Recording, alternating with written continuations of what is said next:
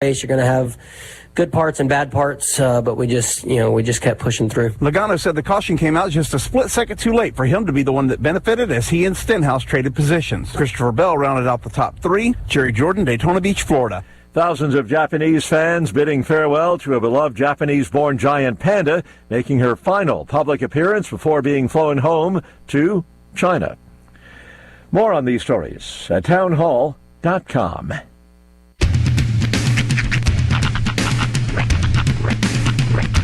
What in the wide world of sports is going on here? I promise you, whatever scum did this, not one man in this force will rest for 1 minute until he's behind bars. Now let's grab a bite to eat. Yeah, come on. I feel the hot wind on my shoulder and the touch of a world that is older. I hit the switch and check the number. I leave it on and then I slumber. I hear the rhythm ringing through it. Flamenco guitar and cumbia music. I hear the talking of the DJ.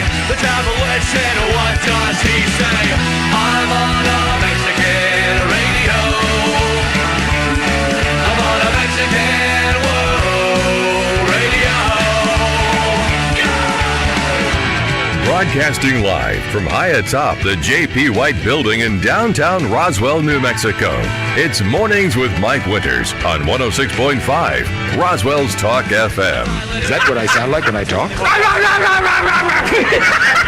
Now, here's your host, Mike Winters. And good morning, one and all. Welcome to Mornings with Mike Winters. I am he. That would be me, Mike Winters. Happy President's Day, everybody. Happy Monday. Yep. Welcome to it. Day off for some. Yeah, enjoy it. Others, not so much. If you work for the postal service or the school system or like a bank. Yeah. Good for you. Good Government. The rest of us, industry moves on. Yeah. But happy Monday. My wife was sleeping in. I forgot that. I knew she was off today, but then I forgot when I got up and started getting ready, and I was like, oh yeah. Teacher sleep is it's like the most precious and purest form of sleep there is. Yeah. Like when you see a teacher sleeping, you're like, yeah, you earned that. That's not what I think. I'm like, dude, why don't I get to do that? That's what I say. But but I forgot, and then I was getting ready and getting in the shower, and all of a sudden I'm like, hey, she's not. And then it dawned on me, Kim, you're gonna. Oh yeah. Fortunately, I remembered it was Monday and day off for her before I woke her up. But, for a minute, there I was like, oh, alarm didn't go. And I was like, oh yeah. Yeah. There it is. She's usually much more responsible than right. But there's other parts because I'm like, hey, I got the bathroom to myself. Right. I got the light, and I can do what I want. Yeah. Now, real talk. Has she ever pulled that move, like where you woke up and realized, oh, she's not up yet, and it's a school day? Or is she usually pretty on it? She's on it. There may have been one time years ago, but no, nothing to write home about on that. She's very punctual and responsible. So I can always tell when I've overslept. It's like an internal feeling. Yeah. I'll wake up and the first thing I'll say is a word I can't say on the radio because I realize, I'm supposed to be somewhere 10 minutes ago. Yeah. I woke up, there's one time, this is the worst it's ever been for me. I woke up one time 10 minutes before a remote was supposed to start. Wow. Yeah. I was in panic mode. I'm like, because this was at the time I had to go to the station to pick up the van and pick up the equipment. I was all by myself doing the remote myself. Yeah. And I had to call the sales guy and then call the client and let them know everything was going on. I ended up getting there within 25 minutes, but that was the worst I've ever felt waking up. Oh my God. So that was internal anxiety. I had those moments younger, school age. Yeah. This was years ago. Yeah. This was right when I want to say maybe 4 years into radio. Yeah. Maybe once in the military where I had a moment I was supposed to be working 5 minutes, I'm just waking up. That's terrifying because you got to look the part. I mean, at least with radio, you can show up a little schlubby and it's fine. Although we worked out our ways to speed up that process. I'm so sure. You can get, because theoretically, as far as getting your uniform ready and stuff, that's stuff you do the night before and it's sitting out. So in theory, you just get up and you can get in it pretty quick if you need to. Jump high enough and jump into the pants. My pants are pre-bloused, which, held open. Stuff like that. Combat boots are right up to the point where you can just slide in and lace them up, do a real quick deal. So, yeah, you can. There's tricks to all that. Sure. But I haven't had it in recent years. Yeah, it's been a real quick. But more often than not, what I find myself doing lately is waking up like 3 hours before I intend to wake up. Yeah, that's my other problem. Like this morning was that move where about an hour before I woke up, I was supposed to wake up. I woke up. I was hot. I was like hot, so I threw the blankets off, and then for that last hour, every 5 minutes, time yet? Is time up? No. Find like 10 minutes before the alarm goes off, like, screw it. Right. Get up. And then I got ready. Like, I need to hurry up and do this before Kim wakes up. And then I was like, oh, yeah, I don't have to hurry up. Kim's not getting up. It's nice. It is nice. You can kind of take things at a much more leisurely pace and go through your morning But then the routine. whole time I'm like, lucky. Yeah, right? Lucky. I wish I was staring at the backside of my eyelids. Quietly putting my socks on in the dark while the cat's rubbing up on my leg, trying to get my attention. Not now. Well, happy Monday. Happy President's Day. Hope it's a good one for you. We're going to play an interview this hour, and then we got guests the next two. This hour, we're going to replay an interview we had on Thursday with the District Attorney's Office. Gina Yeager and Dennis Kentai joined us. They brought one of the support dogs with us. Cool dog, by the way. And we had a great conversation with them, so we'll play that interview for you here in just a bit. Amy McVeigh-Tejas with the Historical Society for Southeast New Mexico will join us here in the 8 o'clock hour talking about scholarships and a quick plug for their upcoming Sunday Fun Day. But John's going to be in later in the week to talk more about that. But we're going to focus mostly on scholarships. See. We're in the final month here, or almost final month. Still technically February for like one more week. Yeah. And then in the 9 o'clock hour, Peggy Bolin going to join us wearing her Camp Invention hat. Nice. It is that time of year again. June, I believe it starts June 5th. It always seems like it's, we got months and months to wait. Then it's here. Yeah. So. But I believe it's June 5th through the 9th. Okay. I might be off a day, but it's right at that June 5th. It's right in that. The first part of June. Yeah. And so that again at First United Methodist Church. So Peggy's going to join us about 9:15. Talk all about what's on tap for this year's Camp Invention and how you can sign up and get kids registered and all that. Nice. So we'll do that in the 9 o'clock hour. Plus, we'll have all of your features that include the news of the local and national variety, along with all of our other features and whatever else we can come up with for today's show. I know you got an interview you got to get to, but I brought refreshments today. Oh, what do we got? Well, I decided that since, it's President's Day and everybody else is sleeping, and I thought I'd bring us something to enjoy.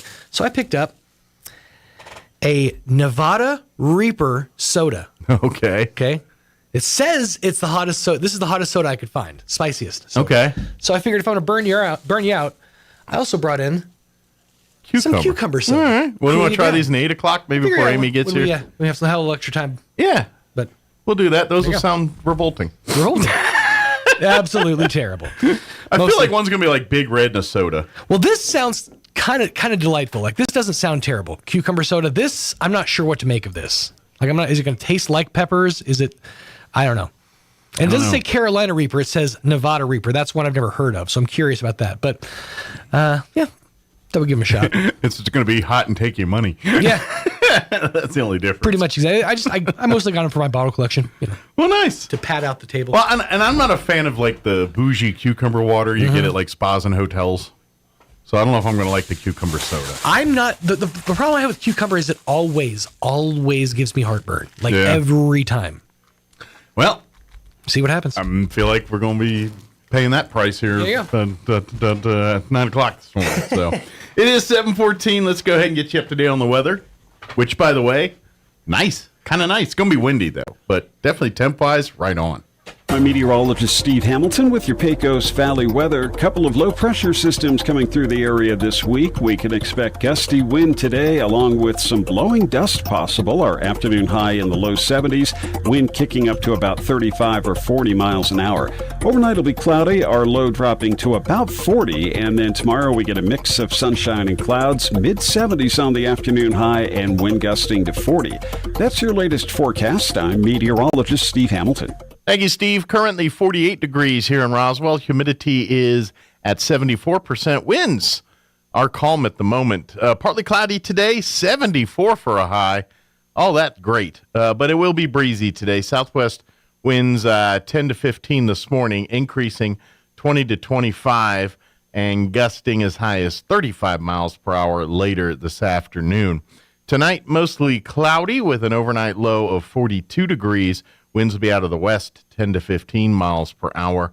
Tuesday, another warm day, partly cloudy, 73 for a high. Winds will remain breezy out of the southwest, 5 to 15 miles per hour early, increasing 15 to 25, gusting as high as 35 miles per hour tomorrow afternoon. Tomorrow night, there is a 20% chance at rain showers before 11, otherwise mostly cloudy, overnight low of 43, southwest winds 15 to 20. Wednesday, they're talking areas of blowing dust after 11, mostly sunny, cooler 63 for a high, and windy. Southwest winds 15 to 25 early, increasing 35 to 45, gusting as high as 60 miles per hour on Wednesday. Thursday, mostly sunny, 65 for a high. Friday, partly cloudy and 69, and then for the weekend, partly cloudy and 72 for Saturday. Partly cloudy and breezy with a high of 68 on Sunday. So a warm week, but a lot of winds. Kind of a spring-like week for us this week here.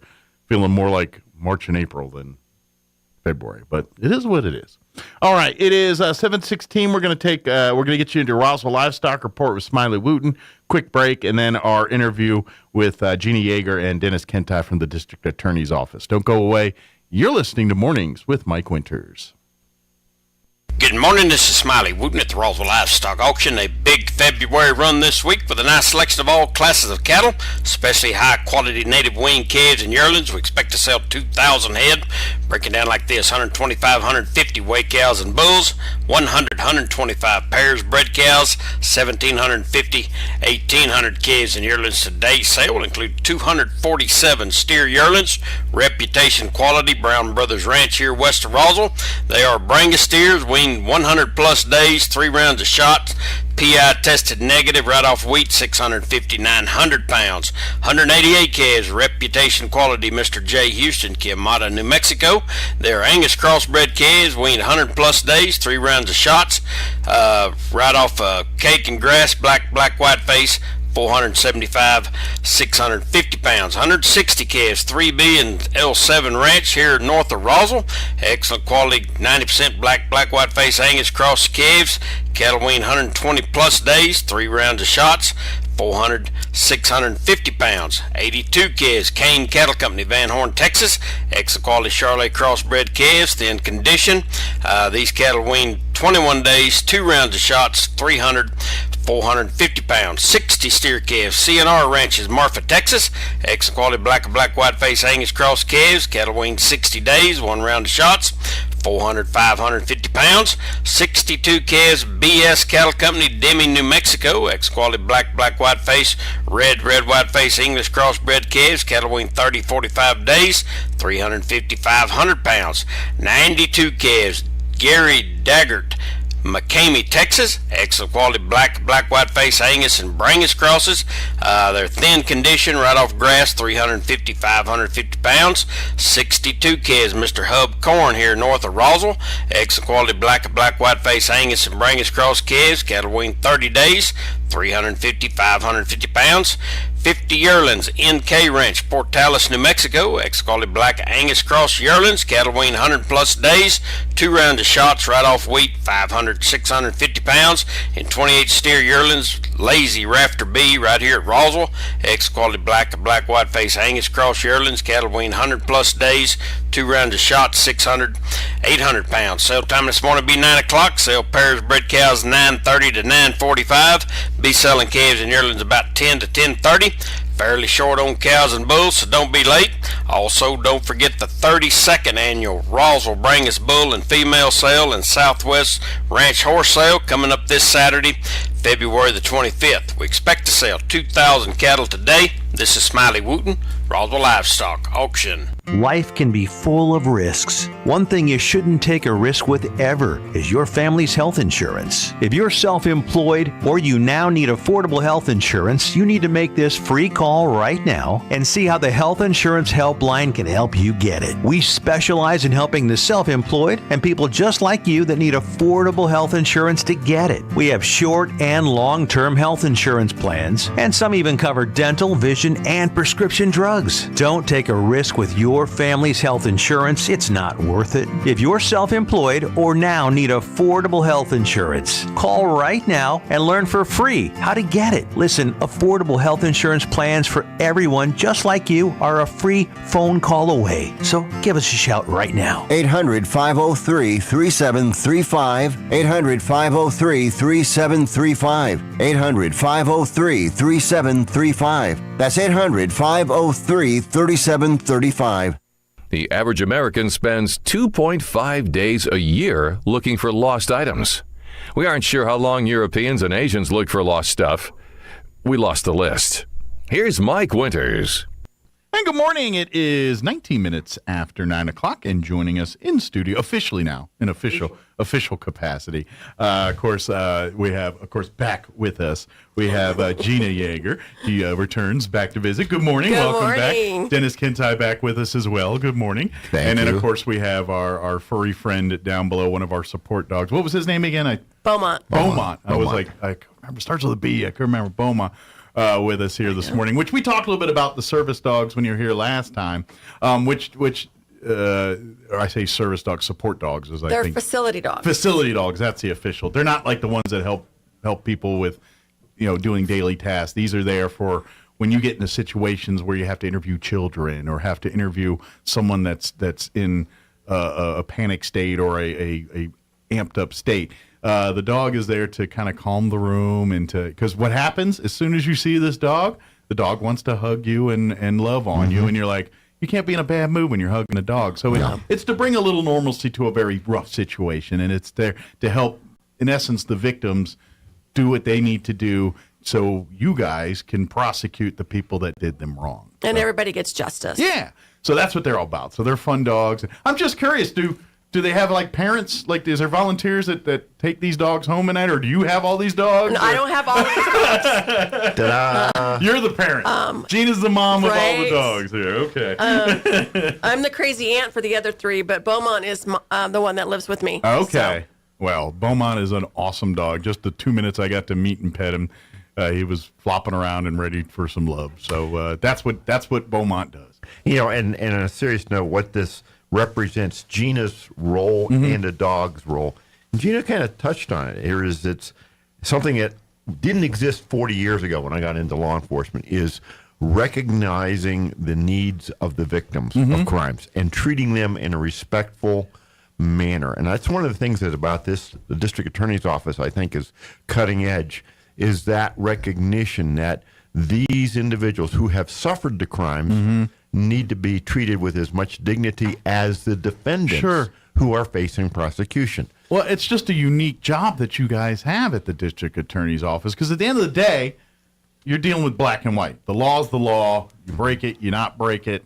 That's that. There, there's no wiggle room there. You either broke the law or you didn't break the law. Where the wiggle room in the gray area comes in is the stories, the victims here, or the circumstances of the event. Obviously, that determines, who you prosecute, who you don't, what you prosecute them for, what you can't, and then ultimately, if they get convicted, what the judge is going to do as far as sentencing. It's like, okay, we got it, you broke the law, but where's the intent? What was the intent? Was this malicious? Well, if it was, then we need to treat it accordingly. If this was an unfortunate accident, then that also comes into play when we decide how we're prosecuting and how we're sentencing those folks, So that's kind of what you guys deal with. Did someone do something wrong? Yeah, that's black and white.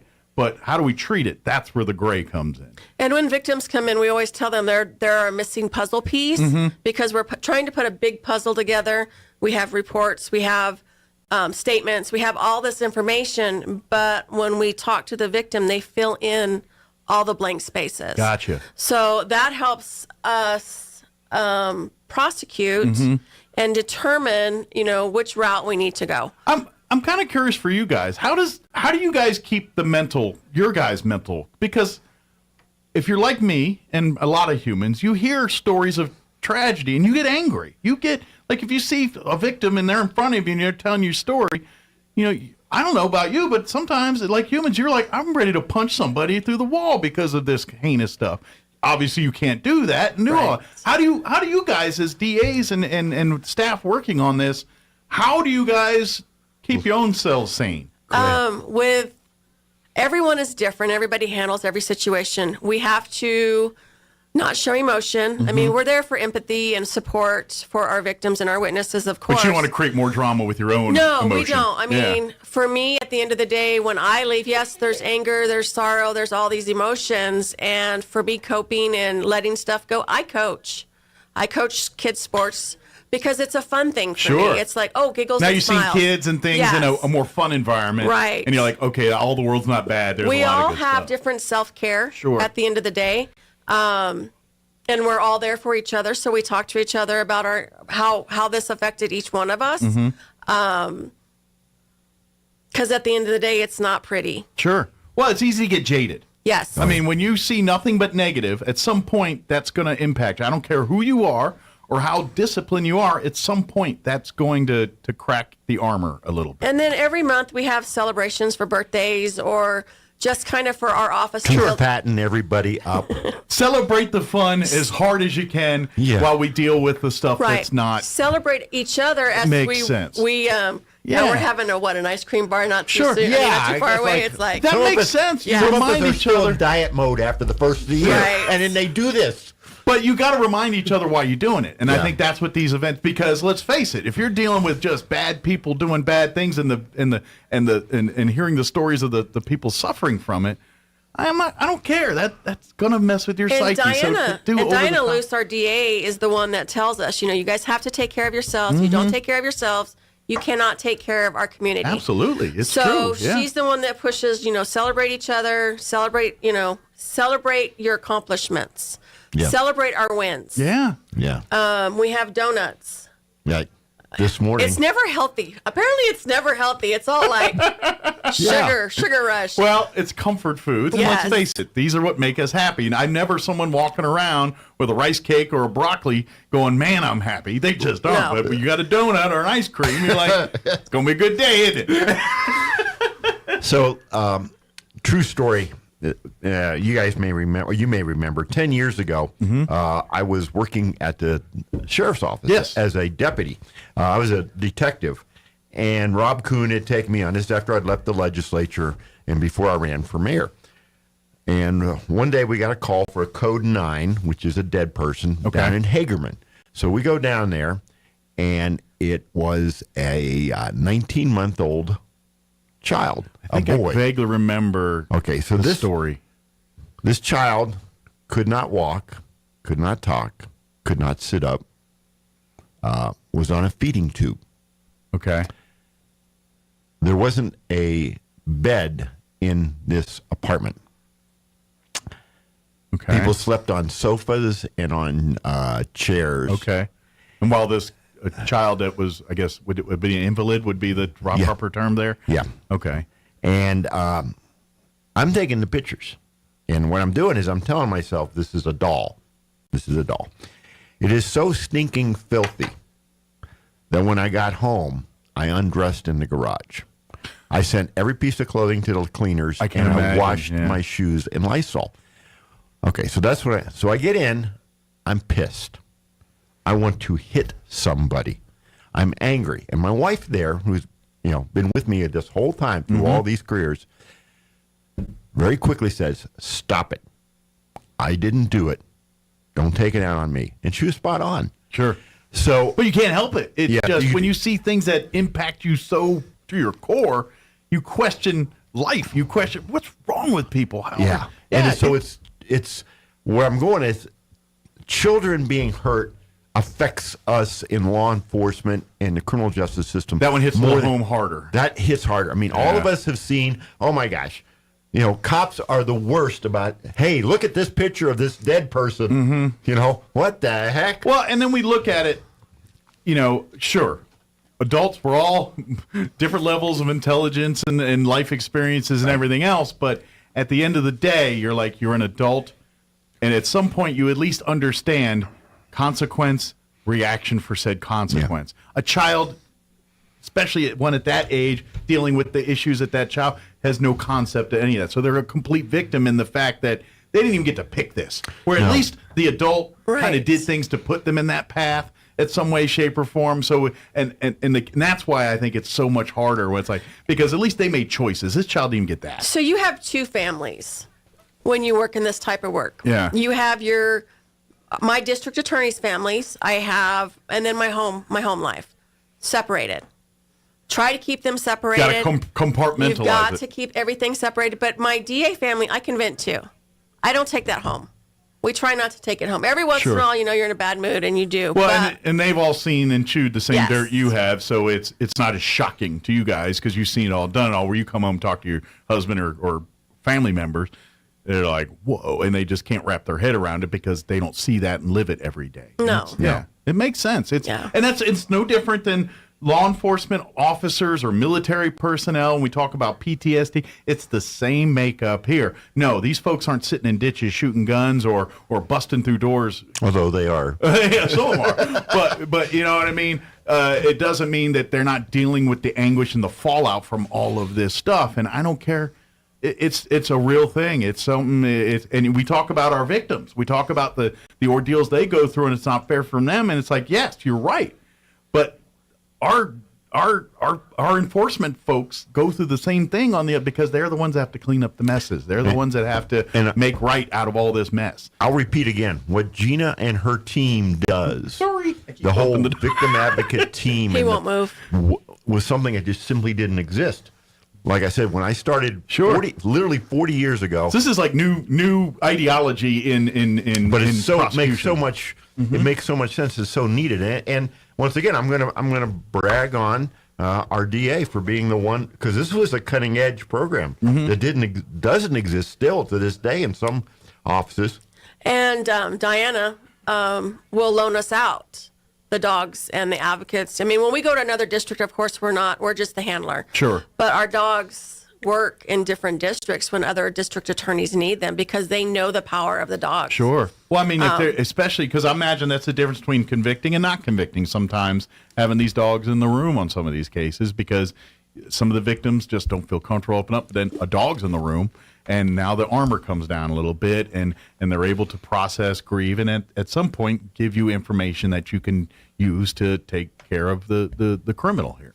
And we're hoping that Diana's work, keeps working with the legislature and the governor and all that up north to prove that the DA's office and their tools and finding new ways to help our victims in our community. We're thinking outside the box, but we need that support. Mm-hmm. A lot of times Diana's up in Santa Fe, legislature's going right now, and she's fighting, these bills that are coming across and all this other stuff. But she's also fighting for her employees to get the tools that they need to help the community. Sure. So it's a combination of support from the DA, the community, and the state of New Mexico to keep these programs going, because a lot of DA's offices that had dog programs are not doing dog programs anymore because the state is not paying for the dogs. So what we need to do is we need to get our legislators going through your office, seeing exactly how this thing works, so they take it back to Santa Fe, which I know our local guys are probably doing. Oh yeah, they are. But we need to get other representatives from other parts coming through, seeing what you guys are doing, so they can take it back and obviously appeal to our legislature about funding this stuff, because we all want to deal with crime. Everyone says crime's the big issue. Building more prisons and is not and hiring more officers is not always the case there. I'm not saying those are valuable tools, but you got to get in there and you got to, all right, how many of these can we solve? How many can we, if if we can bring a dog in, and now it goes from an unsolved case to a solved case, we're at least bringing closure to some people here, and that's and you know, we can argue about what happens after people are prosecuted or while they're waiting to be prosecuted, but if we can't prosecute them, nothing's going to happen. So we got to at least get the tools to offer to where victims, people that may not be willing to come forward or don't feel comfortable, we got to figure out ways to make them feel at home, at ease, and something that, because they're victims, and victims that are chronically, you know, it's like domestic violence victims. They've been abused so long, they build walls, they build shelters, and also their sense of normalcy is not always. So they start normalizing some of this stuff, and they might not even in their head get so warped at that point where they don't see this as irrational behavior because that's what they're used to. So this goes towards reversing that kind of mentality. Correct. So and Gina mentioned it, is that this is not funded by the state. These are not tax dollars that's coming in here.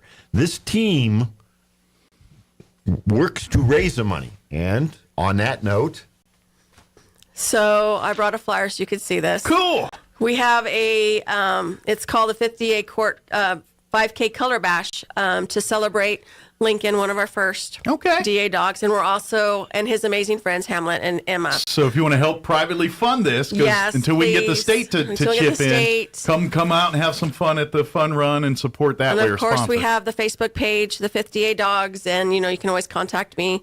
You guys know where I'm at. Everybody knows where to find me. Right. And this is on April 1st, which is Saturday, 11 o'clock. And it's really happening, despite it happening on April 1st. We don't want to mess with it. No, it is April 1st. And the reason that we're doing April 1st is that's Lincoln's birthday. Oh, okay. So we lost Lincoln last year. We lost Hamlet and Emma last year. Oh, so this is kind of a celebration to remember them. Sure. But it's on Lincoln's birthday. Are they the original dogs?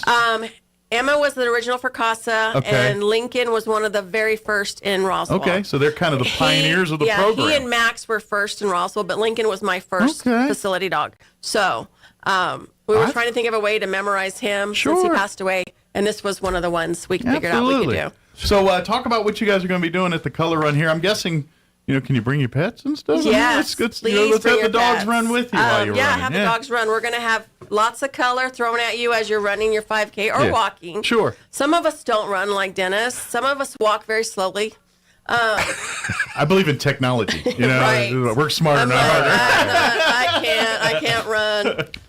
I'm just not built for it. But and date and time and it's Cielo Grande, the walk path. Okay. We'll have different stations of color. Okay. At the end of it, everybody. They usually go through and they blast you with color and all that stuff. And then obviously, if you don't want the dogs getting stuff, no one's you going to can walk feed them. around, but we're doing it at 11 o'clock, so it's nice and warm, and it's not too early where everybody's freezing. Not too hot, not too cold. Right. Yeah. But we're doing that as a fundraiser. Yeah, treat it as competitive as you want, or just come and bring your friends and have a goofy time walking around and having fun. Either way, it's all about raising awareness and raising money for so the next generation of dogs, and hopefully we get more dogs, more people in the program, and more entities around the state seeing the value of this and opening it. And I am working on number 3 dog for me. Okay. Beaumont will retire from courtroom work, but he'll stay in the office. How are you on needs of the dogs? Can you use? I know the Humane Society is always taking donations for food and things. Are you guys having those kind of needs? If someone said, "I want to drop some dog food off for our dogs," or our dog food, luckily, is donated. Okay. We're very good there. Good deal. Wipes. Okay. Brushes. Beds, that kind of stuff would be useful. I mean, we can always use stuff like that because I know there's some pet lovers out there that want to take care of our pets. And they're like, "Hey, what can I buy them?" All right, you can buy them some beds. Treats, American-made treats. No rawhide. Yeah, those are dangerous. No, I don't none care of that. if you're a pet owner as a dog. Avoid the rawhide, those white bones and all that. They are all choking hazards. I know your dog loves them. But they're choking hazards and they things. Are very I have a cat. So what do I know? I got 2 cats. I used to have a dog. Yeah, and they splinter and they're not healthy for your dog. We're very fortunate, but I mean, we can always use stuff for the dogs today, later on. Pig ears and stuff like that. Travel stuff for the dogs because we do travel quite a bit with our dogs. So those collapsible water bowls and things like that. Amazing. Food bowls, things like that. Probably can never have enough leashes and things lying around and stuff like that. So it's $35. Okay. Per person. A T-shirt per person. There's an extra fee if you go above extra large. Okay. So stay on the diet. Some of us, in spite of the donuts from the donut fairies, and there are some. I'm telling you, it's amazing what goes on at this place. But my fatness is helping more because I'm paying more. Oh, you should be in politics. My fatness is helping. I'm fat for good. Yeah, that's funny. But anyway, yeah, this is a big deal, and we'll talk about this again next month. But sure, definitely sign up. Register now. Where do you have people steering towards to sign up? You can register at the Facebook page. Okay. 5th DA Dogs. We have it. It's on my Facebook page too. It's under Gina. So go on Hager. Facebook and look for 5th DA Dogs, Yes. and it should pop It'll right up, pop and then up. you can register. We'll have these posters out, and there's a scan code going to be on these posters, so they Okay. can just scan it and register. Okay. There's Venmo, so you can pay through Venmo and get all that done. But I do want to say this money will help us continue a great tool for the district attorney's Absolutely. office. Not only for the 5th, which is Chavez, Eddy, and Lee, it's going to help the state of New Mexico. I have a meeting set up with another DA's office on how to get them, how to help them figure out to set up their program, because the state has decided that they're not going to pay for the dog. They're like, this doesn't make sense to me. Why is someone against it up there, or what is it? What's the hang up? Don't get me started. I just don't like. I'm behaving, right? right, you're doing good, and I I'm guess, trying. and I know I'm coming from my perspective. I'm missing some details, I'm sure, somewhere, but I'm like, all right, I'm hearing everything that you're saying and everything is going on. I'm like, why would someone not support this? I don't understand it.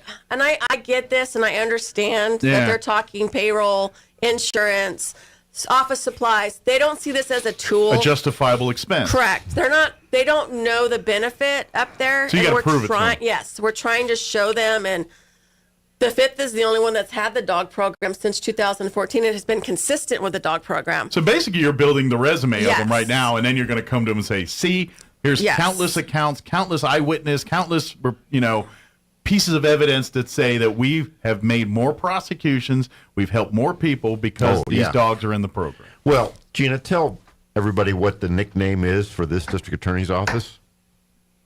The Fighting 5th. Ah. No joke. It's been a reputation for a long time.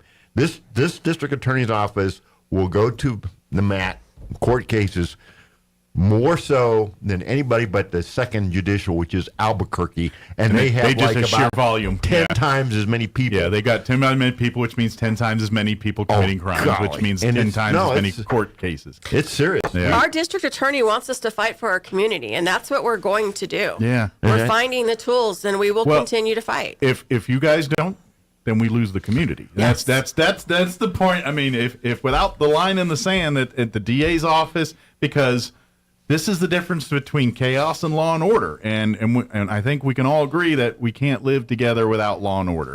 They've got to be.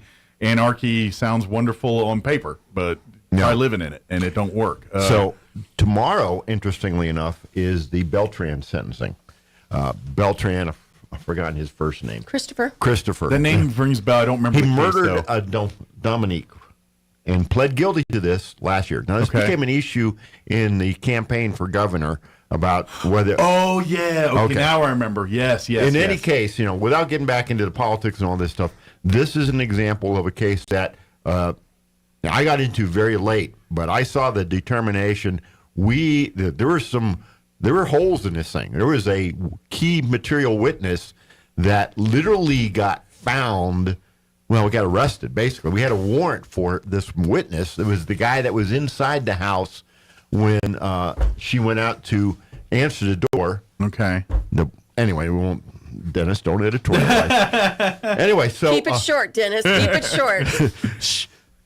We found him. I shouldn't say we. Roswell Police Department found him like Thursday. We were going to go to trial on Tuesday. Mm-hmm. We were all geared up to go. We were very worried that if we didn't have him, we wouldn't be able to go. Caught him, interviewed him, and Beltran pled on like Monday. So that testimony was the difference maker, basically, in he getting knew. him convicted. Yeah. And we have amazing. I mean, we can't do our job without local law enforcement. There's no way. They're the ground, and then we build from there. Sure. They're the ones that's collecting all your evidence, your data, everything that you're building a case on is the stuff they've collected and investigated. And I believe we work really well. I mean, of course, we're going to have our hiccups and everything. we all do. I mean, we do inside the office, but we're all the community. They care about the community as much as we do, and they want justice. And I'm guess the hiccups are arguments of passion because at the end of the day, everyone cares, and if they didn't, they wouldn't be there. And so when they see something and it's like something's. I imagine you guys all the time. It's like I want to get it, but they're just out of my grasp because I'm missing X. Yeah, and we fight about it. And we all have to follow guidelines. Mm-hmm. It's not like we can go out of our little circle. Sure. We have to stay within those guidelines. And the law, we can't do. You have to be transparent about it. We have to. Yeah. And sometimes it's very frustrating because we know that it's right there. Yeah. But this is why we follow the law. We live in this country, and it's the Constitution. God bless it. It's a great thing because. It not only gives the guidelines and tells you guys how to, but it also protects the people so you guys can't overreach and vice versa. It's a beautiful thing. And you guys do your part to make it work. We need to do our part. And that's where, this is the stuff's in place. We got it working. It's just a matter of executing. It's kind of interesting. The full-time investigator is Hector. And Hector and I kind of split things up a little bit. I'm at the DA's office. At the PD.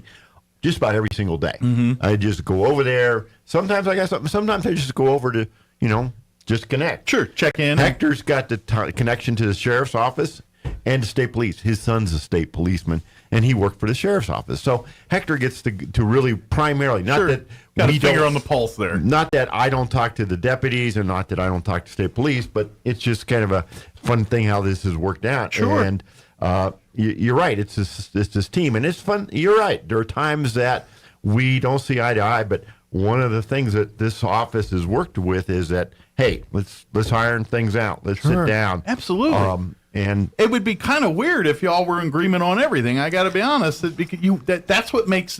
It's no different in our government. The dissenting voices and the positive all working together is how good things happen, and not when one side's dictating everything. And like I said, it's a family. Mm-hmm. So we're all on the same side. It's law enforcement family, home family.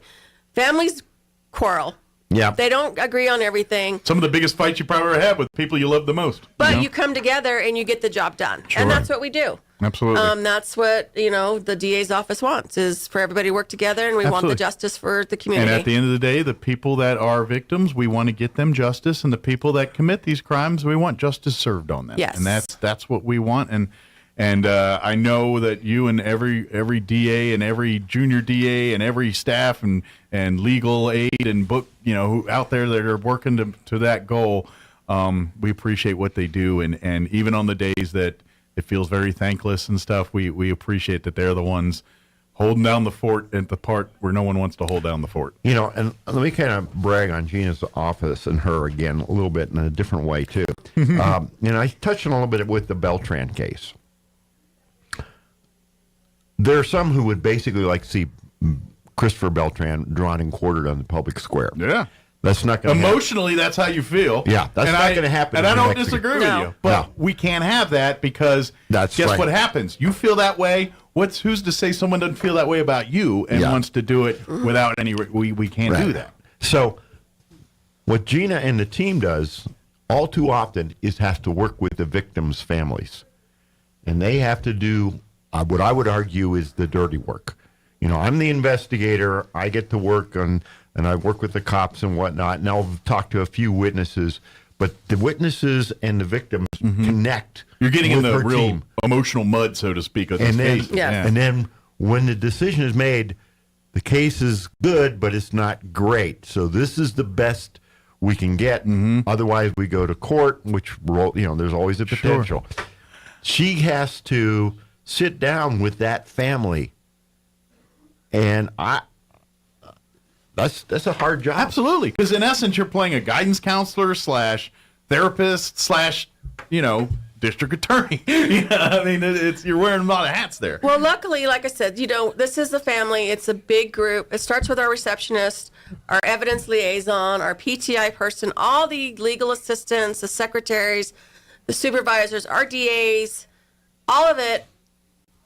We do it because we're together. And it's not just one person doing it. it's the combined office that has their finger and hand in these cases and becomes involved and wants justice.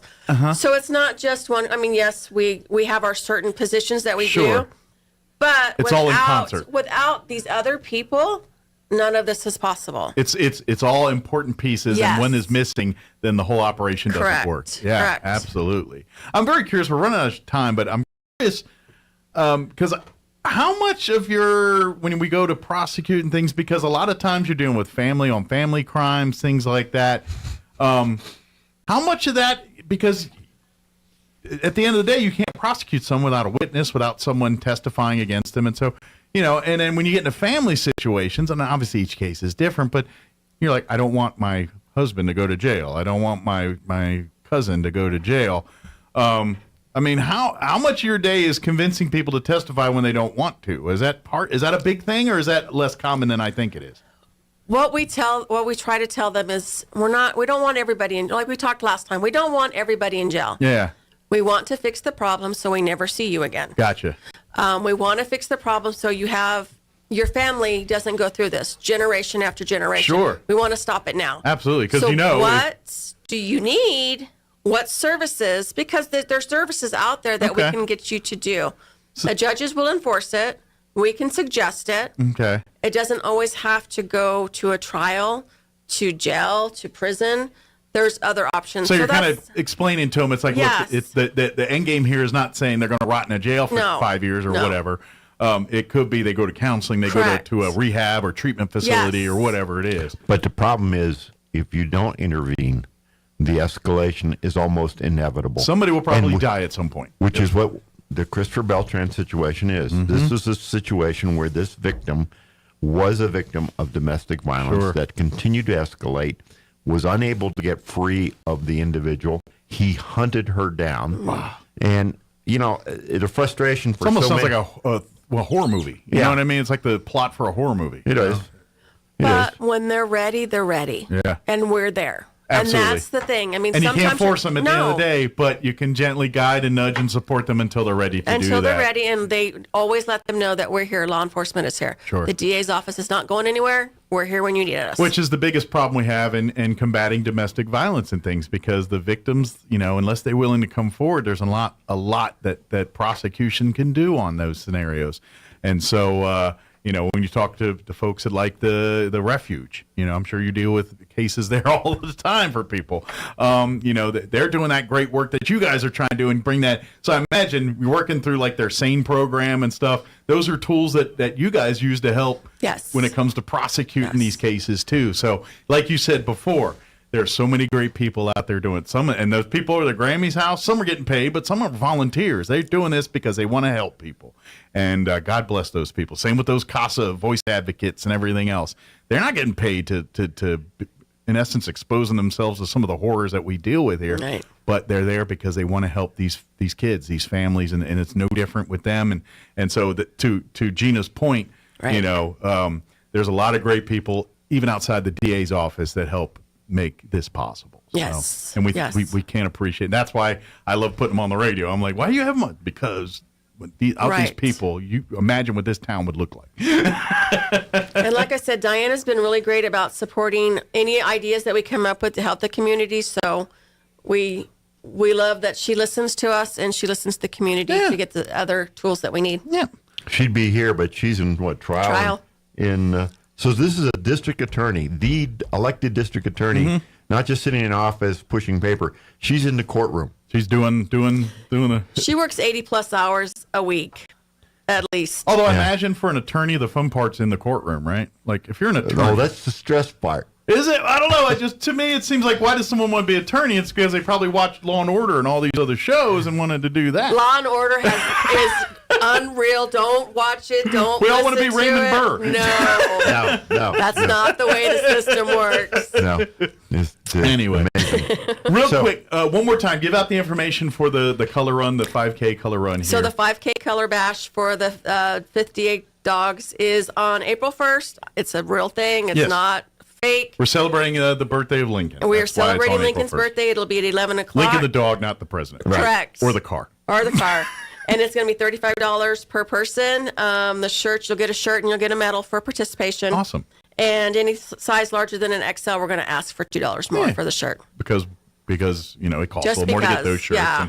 And again, this is a nonprofit raising money for that, and we're trying to keep expenses to a bare minimum, so there's more profit to go into the program. That's what it's for. Correct. So. And get this on Facebook is, I forgot to say again. Fifth District Dogs. 5th DA Dogs. 5th DA Dogs. I'm sorry. 5th DA Dogs. Type that in on Facebook, and then it should pop right up. Like and follow it. That way you can stay up to date on other events coming on and other things. Or if you want to get more involved, if you're like, I love this, I'd love to volunteer and help out. Hey, maybe I can be a dog mom or dad or something. I don't know. We'll get involved. Yes. That's the thing. Yeah. Is there anything we missed? Anything we wanted to cover that we just got sidetracked on? I just want to tell the community the DA's office is not bad. We're there for them. They're working for you. Yes. They're here to protect Yes. you and make sure that you get the justice you deserve in the event you get in a situation where you need it. And if you met any of us outside the office, you probably wouldn't recognize us because we're all business at work, but outside we're human. That's so. right. They all got blue hair and running around, Right. partying and saying, woo! No, I'm just kidding. Well, Dennis. So. They're all hanging out at karaoke singing. Right. This is going to be trouble. I can see that right now. Yeah. Okay. But thank you guys. Thank both of you and tell everybody back at the office that I know it don't feel like it, but we all appreciate what they do someday. In the days it gets hard, those days where you just want to punch the wall because you're just seeing and hearing things, we appreciate those days. We appreciate you keep fighting through it, and thank God for people like that. Otherwise, you think things are bad now. Without those people, this is Shangri-La compared to what would be the difference if they weren't around. So Thank you for having us. anytime. Yep. We'll see you. You're a little quiet today. Actually, he touched him like 3 times. He's chilled. Well, and he's not allowed to move, so. You're a good boy. So, all right. It is 9:55. Let's do a quick break before we go. Don't go away.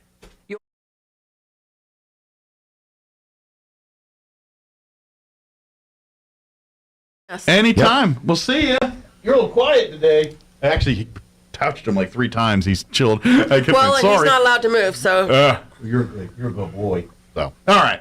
It is 9:55. Let's do a quick break before we go. Don't go away. Your pick. Now for your Pecos Valley News Update. I'm Jared Cirillo. A new study is claiming 2 of New Mexico's national parks are threatened by the oil and gas industry. Carlsbad Caverns and Chaco Culture National Historic Park are named in the study published this month by a group called the Coalition to Protect America's National Parks.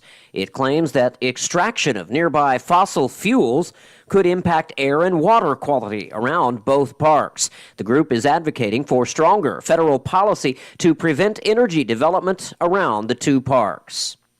And the Bureau of Land Management is announcing prescribed burns in New Mexico taking place in Chavez and Lincoln County. BLM says the prescribed fire burning locations are northwest of Roswell and east of Roswell, near the Sand Ranch area of environmental concern. Smoke may be seen from Roswell, Midway, Dexter, Hagerman, Elida, Tatum, Corona, and Arabella. The burns will take place from mid-February through April, depending on weather conditions. You're up to date. I'm Jared Cirillo. I'm meteorologist Steve Hamilton with your Pecos Valley weather. Couple of low-pressure systems coming through the area this week. We can expect gusty wind today, along with some blowing dust possible. Our afternoon high in the low 70s, wind kicking up to about 35 or 40 miles an hour. Overnight will be cloudy, our low dropping to about 40, and then tomorrow we get a mix of sunshine and clouds, mid-70s on the afternoon high, and wind gusting to 40. That's your latest forecast. I'm meteorologist Steve Hamilton. It's time for the Chavez County Sports Report. The district basketball tournaments will be taking place starting on Tuesday for the most part, and the big schools of Roswell and Goddard High, all of their teams will be involved. The Roswell boys at least will get to host the game because Roswell defeated Clovis 58-50 on Friday night. and that was in Clovis. Tuesday, tomorrow night, they will be hosting the Wildcats at 6 o'clock. Also in boys hoops, Goddard fell to Artesia Friday night, and the Rockets will be hosting Lovington. That's tomorrow night at 6 o'clock. As for the girls, the Goddard girls lost to Artesia on Friday, and they will be at Portales Tuesday night. And then the Roswell girls, after losing to Clovis by a score of 40-25, they will be at Clovis tomorrow night at 6. The Sports Report brought to you by DSI. Call DSI for all your office technology needs. I'm Eric Butler at Roswell's Talk FM 106.5. With the Wall Street Business Report, I'm Bill Alexander. The S&P 500 ended lower on Friday, weighed down by Microsoft and NVIDIA, as investors worry that inflation and a strong U.S. economy could put the Federal Reserve on pace for more interest rate hikes. Global airports expect smoother travel this summer as staffing improves, but surging passenger demand during peak periods in Europe and North America could still bring long lines, baggage pileups, and delayed flights. That's according to industry analysts. Airports, airlines, and government agencies have been staffing up to avoid crippling labor shortages that curbed capacity and led to travel headaches last summer. British consumers unexpectedly increased their shopping in January, but the big picture remains one of weak demand from inflation-hit households relying more on discounts at retailers to make ends meet. For the Wall Street Business Report, I'm Bill Alexander in Washington. Visit to Ukraine's capital, spending more than 5 hours there, just ahead of the one-year anniversary of the Russian invasion. The president arrived in Kiev Monday morning in a secret, unannounced visit to show solidarity with Ukraine. He met with Ukrainian President Zelensky at the palace, announcing $500 million in additional security assistance. Mr. Biden spoke about the resilience of Ukraine's resistance to Russian forces, declaring that 1 year later, Ukraine stands, democracy stands. Later, the president made a short stop at the U.S. Embassy. Greg Clugston, Washington. North Korea has fired more missiles into the sea. This morning's launch of 2 short-range ballistic missiles is Pyongyang's second weapons test in 3 days. North Korea is lashing out against a growing U.S. military presence around the Korean peninsula. In response to Saturday's long-range missile launch, the U.S. sent up strategic bombers and fighter jets. And next month, it's due to hold large military exercises with South Korea. Kim Jong-un sees them as his enemies rehearsing for an invasion. His sister, Kim Yo-jong, has threatened to turn the Pacific into a firing range if they go ahead with their drills. That's the BBC's Jean McKenzie reporting from Seoul, South Korea. 1 person has died, 4 others in stable condition after a shooting last night happened during a Mardi Gras parade in New Orleans. The New Orleans PD says 1 suspect was taken into custody shortly after the attack. Former President Carter being praised for his humanitarian work upon word that he'll be spending his last days in hospice care at home in Plains, Georgia. The 98-year-old became the oldest living president in U.S. history after the passing of George H.W. Bush, who died at 94. More on these stories at townhall.com. From the creators of I Can Only Imagine comes Jesus Revolution. If you look a little deeper, if you look with love, you'll see an entire generation searching for all the right things, just in all the wrong places. Based on a true revolution. You're going to need a bigger church. Jesus Revolution. Rated PG-13. Some material may be inappropriate for children under 13. See it early February 22nd. In theaters everywhere beginning February 24th. Go to JesusRevolution.movie. America is giving away its inventions and technology to China. The Chinese Communist Party intends to surpass us and to be the world leader in innovative technology. The shocking new movie, Innovation Race, exposes the potential Chinese takeover of 5G and the internet, threatening America's economic and military security. Dominating technology means you dominate the world itself. Watch the movie Innovation Race now on demand or DVD at salemnow.com. salemnow.com. Torrential rains have unleashed flooding and landslides, have killed at least 36 people in northern Brazil. Sao Paulo's Civil Defense Agency says the North Coast received 60 centimeters of rain in 24 hours. That's double what it usually gets in the whole month of February. The downpours have caused devastation in a string of resort towns that were crowded with holidaymakers for Brazil's Carnival weekend. Pictures showed dozens of homes destroyed and cars swept away by torrents descending from the hills. The Brazilian army has sent helicopters to take rescue teams and doctors to the worst-hit areas, as many roads have been blocked. The BBC's James Reed. Israel's government pressing ahead with a controversial plan to overhaul the country's legal system. A vote is due in Parliament today, despite an unprecedented uproar. It's included mass demonstrations, warnings from military and business leaders, and calls for restraint from the U.S. News and analysis at townhall.com. A record number of guns intercepted at U.S. airport checkpoints last year. Some 6,542 to be exact. The head of the Transportation Safety Administration, David Pekoski, says a steady increase reflects what's going on in society. And in society, he says, there are more people carrying firearms. Experts don't think it's an epidemic of would-be hijackers. Nearly everyone caught claims to have forgotten they had their gun with them. But they emphasize the danger even one gun can pose in the wrong hands on a plane or at a checkpoint. Rhonda Rockster reporting. A Catholic bishop has been shot to death just blocks from a church in Hacienda Heights, about 20 miles east of downtown Los Angeles. Bishop David O'Connell was a priest and later a bishop in the Los Angeles area for about 45 years. Police investigators are not saying whether they believe that he was specifically targeted by the gunman. More on these stories at townhall.com.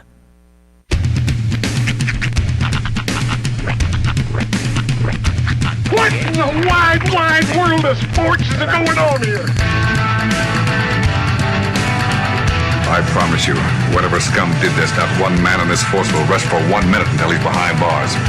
Now let's grab a bite to eat. Yeah, come on. I feel the hot wind on my shoulder and the touch of a world that is older. I hit the switch and check the number. I leave it on and then I slumber. I hear the rhythm ringing through it. Flamenco guitar and cumbia music. I hear the talking of the DJ. The Travelician, what does he say? I'm on a Mexican radio.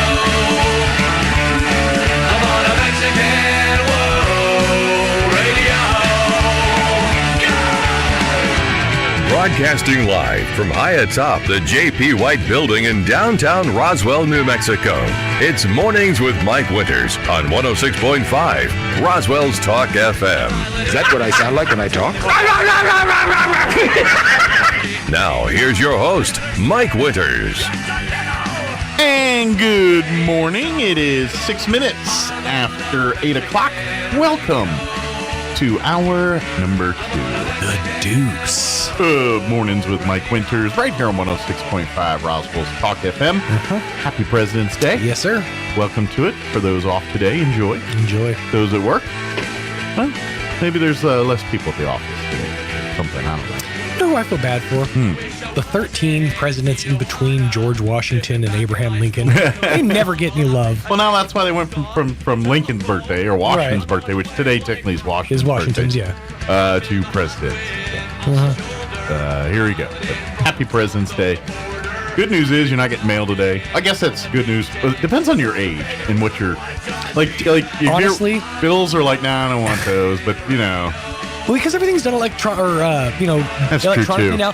I never check my mail. Because I have a box. Okay. And I have to check it maybe once a month. Okay. No. It's never good news. It's always stuff from the car lots. Which, by the way, now is the best time to buy. As it is. Always. I've heard. Now's the time. Right now. Don't ignore next month when they say then is the time. 8:07 on President's Day. The best time to buy. Yes. Statistically speaking. Furniture, cars, any of these things right now. Yes. Now is the time. Yes. And the place, well, we'll get to that.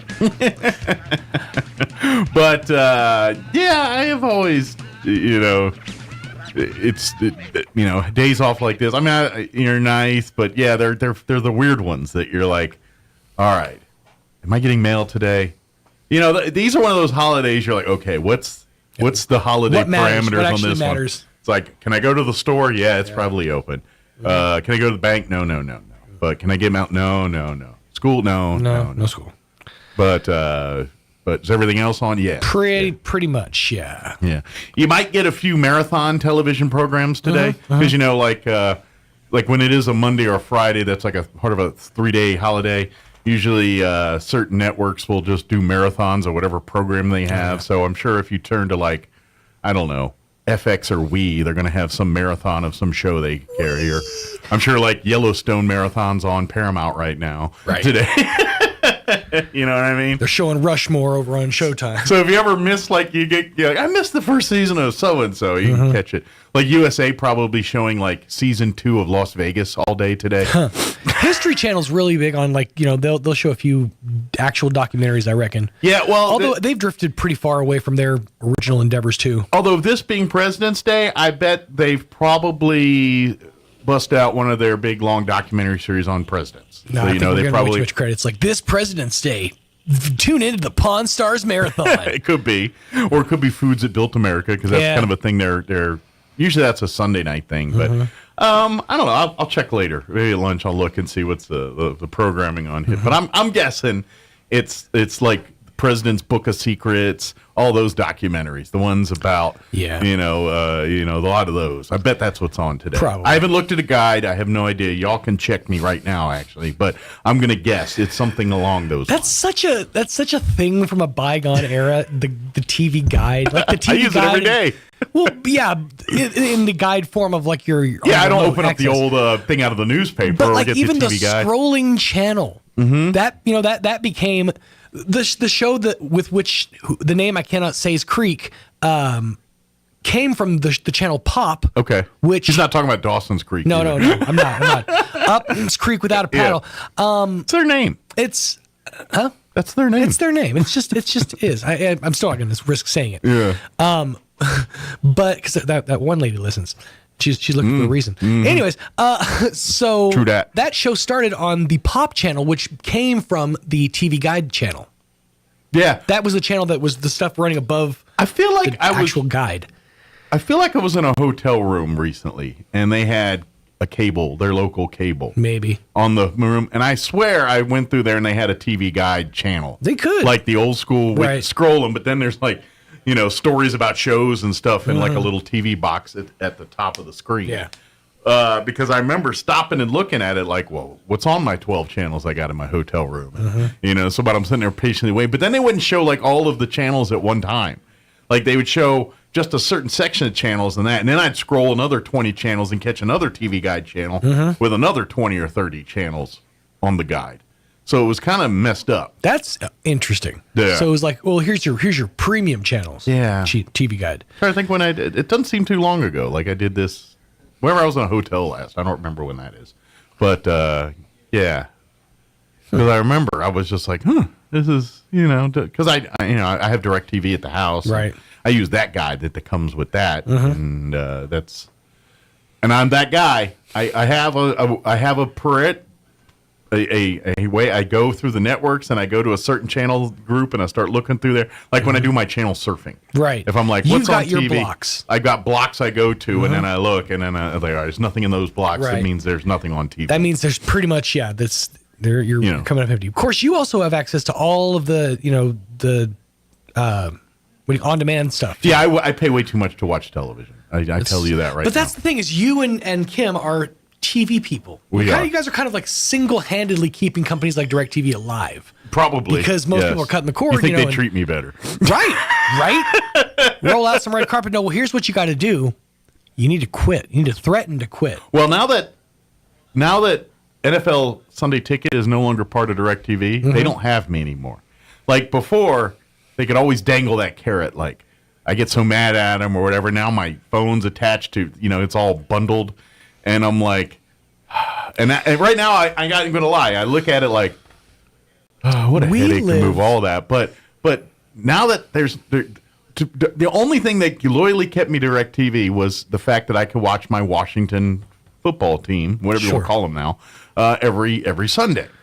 Well, now that DirecTV's moving to YouTube here next season, what do I have to hang around for DirecTV anymore that I can't get with all the 20 other channels services I pay for? Right, exactly. I could just Hold on, you can't get live DirecTV's TV? going to YouTube? No. The NFL Sunday Ticket is going to YouTube. Which was owned by DirecTV, or they had the rights for it for 100 years.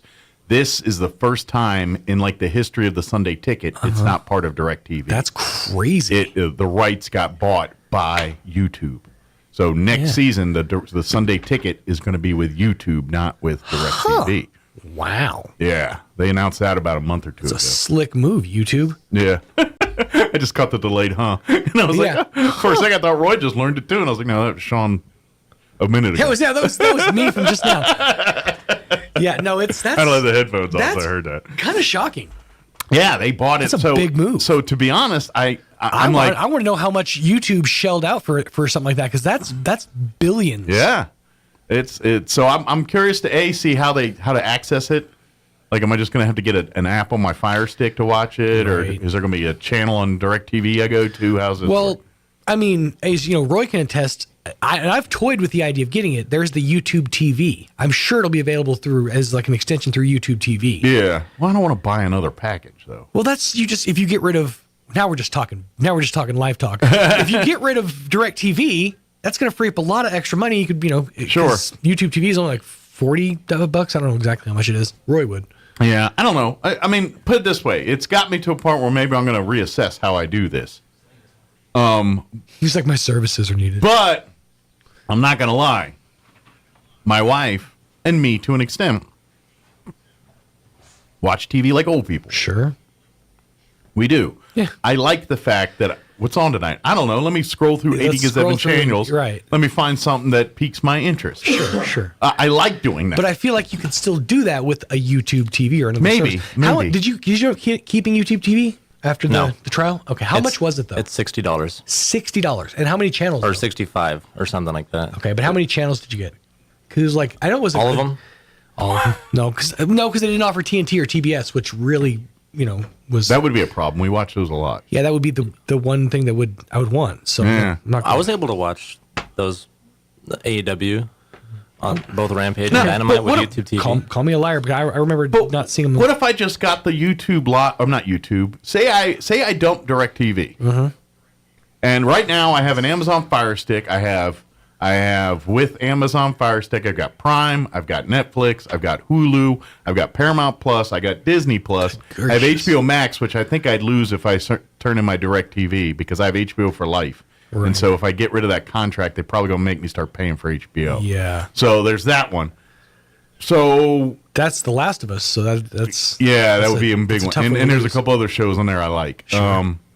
So I'd be willing to, depending on what they charge a month for that. I hate this. I hate what's become of entertainment now. That you have to have 30 different services. But my question is, dystopian. Hulu has live TV. What if I just upped my Hulu subscription to include the live TV?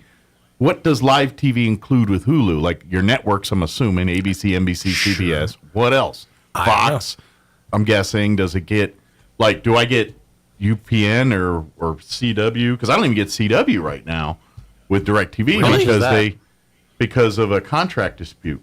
Huh. Yeah, I'm aware of that, sweetie. She's like, we bundle AT. I know, we get her, but right. I can go to that old people Direct Talk Wireless or whatever, with people I'll get us jitterbugs. Yeah, I mean, don't think I won't.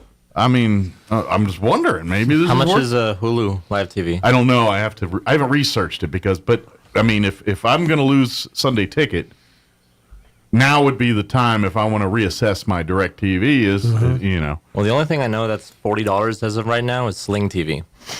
Yeah, but what do I get for $40? I mean, a good smattering of channels.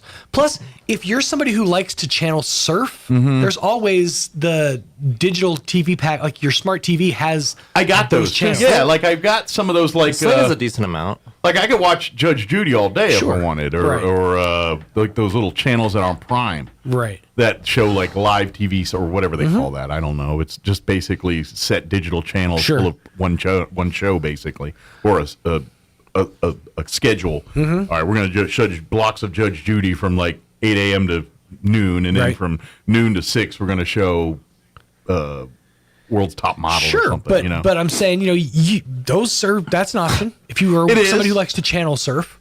My wife is a local news watcher, so I'm guessing if you get the local thing, she'll be able to watch her ABC, CBS, NBC News, whatever, local news. Yeah, I don't think that's on Pluto, but I'm pretty sure it would be on like Hulu. I wonder if it's on Hulu Live. I would assume it'd be Sling, on like Sling has a decent amount of stuff. Yeah. But YouTube TV has everything, so that being said, YouTube TV is better. I'd recommend that over over DirecTV.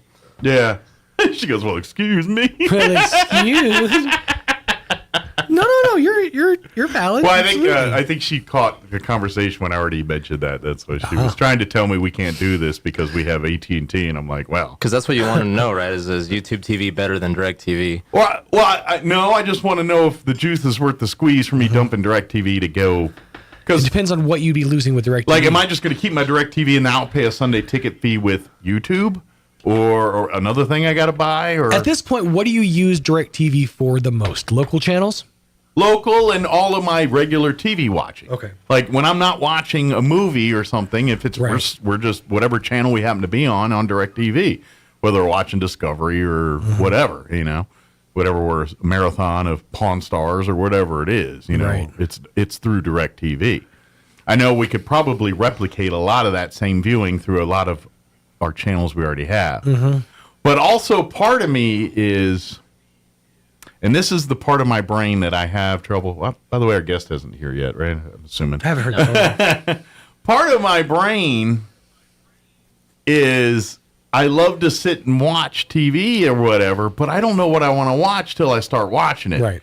And channel surfing solves that for me because I'm like, I don't know. I'm just going to scroll till something jumps out. With the other one, you kind of got to know what you want to watch and go to it. And I'm like, I don't always know that. And that is frustrating to me. Like when I get, and that's one of the reasons I don't go to like Netflix is the mindless scroll. Yeah. I don't want to sit there and be like, what am I going to watch? Mm-hmm. Half the time I'll go to, I'll end up on YouTube where I'm served an aggregated list of things that I would be interested in watching. Sure. And then the other part is, I'm a 50-year-old man.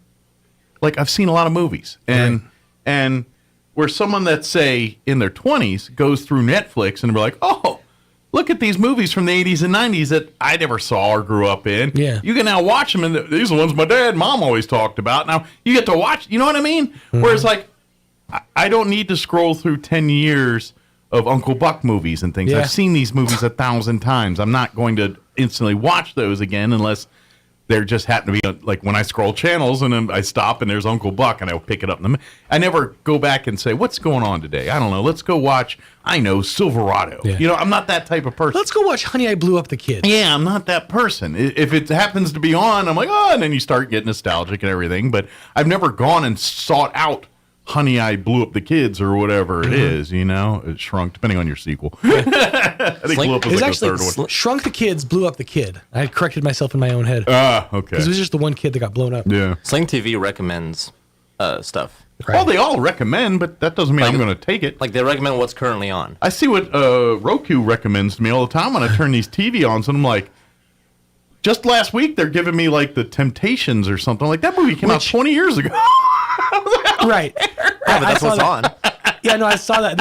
A couple of days ago, it was Rambo. The Fighting Temptations. It was Rambo. Rambo. I was like, yeah. What? Come on, man. Tell me about new movies, not movies I saw 40 years ago. In fairness, though, have you seen Weird? Have you watched Weird? Yes. It's such a good movie. Yeah, the Roku movie with Weird Al. It's an excellent movie. Mm-hmm. It's the one thing I've seen on Roku. Right. It's the one thing that was worth watching on Roku.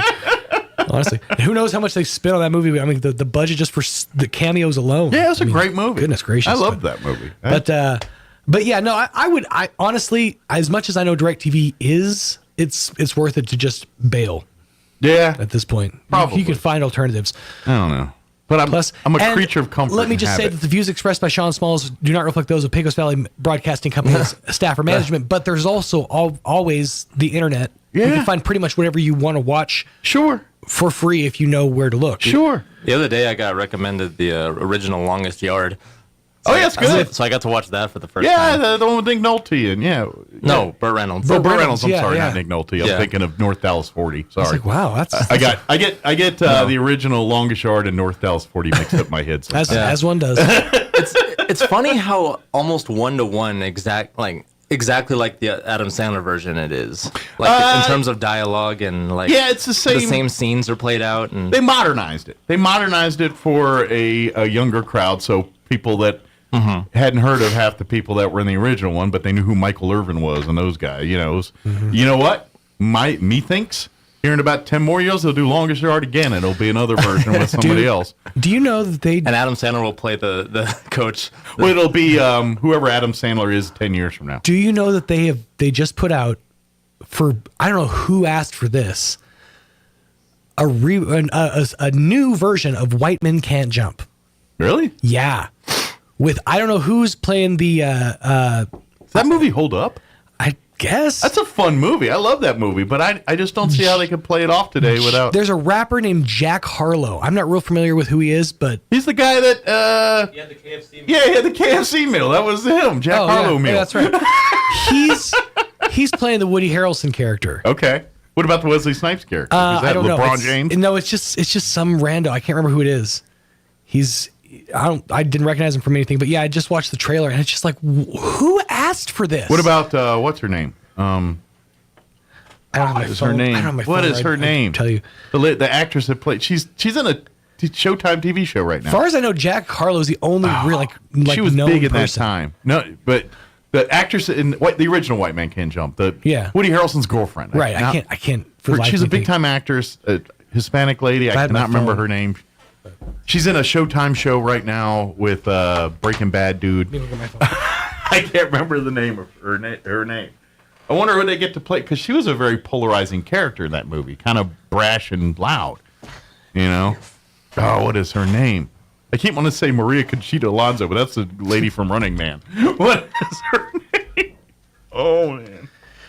All right, hold on. Oh. I'm gonna yell out like, that's it. Well, you could give us the rundown real quick. And all right. Well, our guest may not be making it. It's already 8:25 here, but we're supposed to have Amy McVeigh-Tejas join us here from the Historical Society, talking a little bit about scholarships if she pops in. If not, I know later in the week we're gonna have John LeMay on. I think Rosie Perez. Friday. Rosie Perez. Thank you. That's the name I was trying to think of. Rosie Perez. All right, now the reboot. 2022. And then next hour, of course, Peggy Bowen with Camp Adventure will join us here. So that's what we got going on right now. Let's see. Where's the cast? Cast. Okay, White Men Can't Jump 2023. This says. Is it coming out this year? Yeah.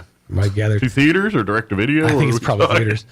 Lance Reddick, Laura. No. I will say that the Burt Reynolds and all the other characters in the original Longest Yard are more fully realized in that version. Like Burt Reynolds plays a better character of the Paul crew than Adam Sandler does. Well, yeah. Did you watch? I think the new Adam Sandler version, what it does better is all the guest characters, like all the side characters, get their more spotlight. Yeah, that's the whole point of that. That was the only difference in those movies, where they modernized it to put people in it that generation that would understand. Yeah, but this is did you ever watch The Offer on Amazon Prime? Not yet. It's amazing. It's about the making of the Godfather movies. It surrounds the actor that's in Top Gun. He's also Miles Teller. Miles Teller, thank you. But his character, Miles Teller, he's a producer of The Godfather, the original Godfather, and he's kind of the main character in that show, The Offer. Well, the reason why he didn't make Godfather 2, he wrote and created The Longest Yard. Really? After he went and did The Godfather, his passion project was The Longest Yard. And so he went and worked with Burt Reynolds and got that movie made. That's why he didn't do Godfather 2. So, and they actually portray that in the end of The Offer. So when you were talking about The Longest Yard and all, I was like, well, here's a little put it together for you. The guy that did Godfather is the guy who wrote. So who did Godfather 2? He produced it now. I mean, I was gonna say, there was other producers. Arguably, people argued that 2 is better than the original. Well, he didn't write or any of he just produced the movie. Okay. Yeah, he didn't write it. He had nothing to do with the script. He just produced the movie. Gotcha. He helped, and then he went on to write The Longest Yard and produce and That's do probably why they everything for swear that, so too. much in the original Longest Yard. Maybe, but yeah, he's kind of the guy. If the TV series The Offer is accurate, like he was the guy that like made good with the real mob in New York, so that they would help make the Godfather movie, because the actual mob was just as much involved in making the first Godfather. You know, how do you think? Like, there's a scene where like the film crew's got to get the street closed and they need all the workers. Guess what? They're all unionized. Guess who owns the unions? the mob. And so when things went wrong, he goes, sees his guy, and guess what? The union shows back up and everything happens again. So Teller, that character, he's the one who did all that. It does say at the end of the credits of The Longest Yard, it says, thank you to the governor of Georgia, Jimmy Carter. Well, yeah, they have to get government permissions to do all that and all. And that's a lot in a lot of films. If you ever notice at the end, thank the people of Plattsburgh, Massachusetts or whatever. Yeah, that's because they letting us film here with severe tax breaks. Plus Georgia at that time and still today is. Yeah, even at that time and still today is one of the most tax-friendly states to make movies in. A lot of people pulled out of Georgia recently. Yeah, I know they've had issues, but for years, even back during the making of The Godfather and movies in the 70s, the Georgia was always a movie-friendly state as far as taxes and all that type of thing. So it's 8:30. Our guest hasn't made it, so let's go ahead and get you up to date with the weather. I'm meteorologist Steve Hamilton with your Pecos Valley weather. Couple of low-pressure systems coming through the area this week. We can expect gusty wind today, along with some blowing dust possible. Our afternoon high in the low 70s, wind kicking up to about 35 or 40 miles an hour. Overnight it'll be cloudy, our low dropping to about 40, and then tomorrow we get a mix of sunshine and clouds, mid-70s on the afternoon high, and wind gusting to 40. That's your latest forecast. I'm meteorologist Steve Hamilton. Thank you, Steve. Currently 54 degrees here in Roswell. Humidity is at 62%. Winds currently out of the west at 6 miles per hour. Partly cloudy and warm today, mid-70s, 74 officially. But it's going to be breezy. Winds will be out of the west this morning, 10 to 15 miles per hour. This afternoon, those winds will increase 20 to 25, gusting as high as 35 miles per hour.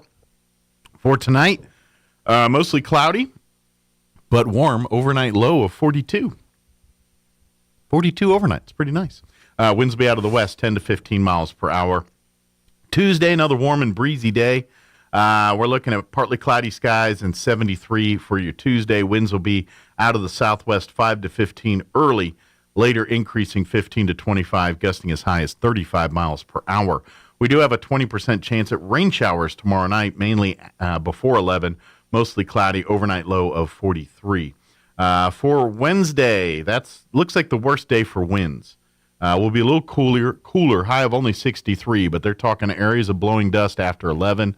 Mostly sunny, 63 with southwest winds, 15 to 25 early, later increasing 35 to 45. Could see wind gusts on Wednesday as high as 60 miles per hour. And then that night, more areas of blowing dust. Till about 8 p.m., then partly cloudy with an overnight low of 34. Thursday, mostly sunny and 65. Friday, partly cloudy and 69. And then for the weekend, partly cloudy and 72 on Saturday, partly cloudy and breezy with a high of 68 on Sunday.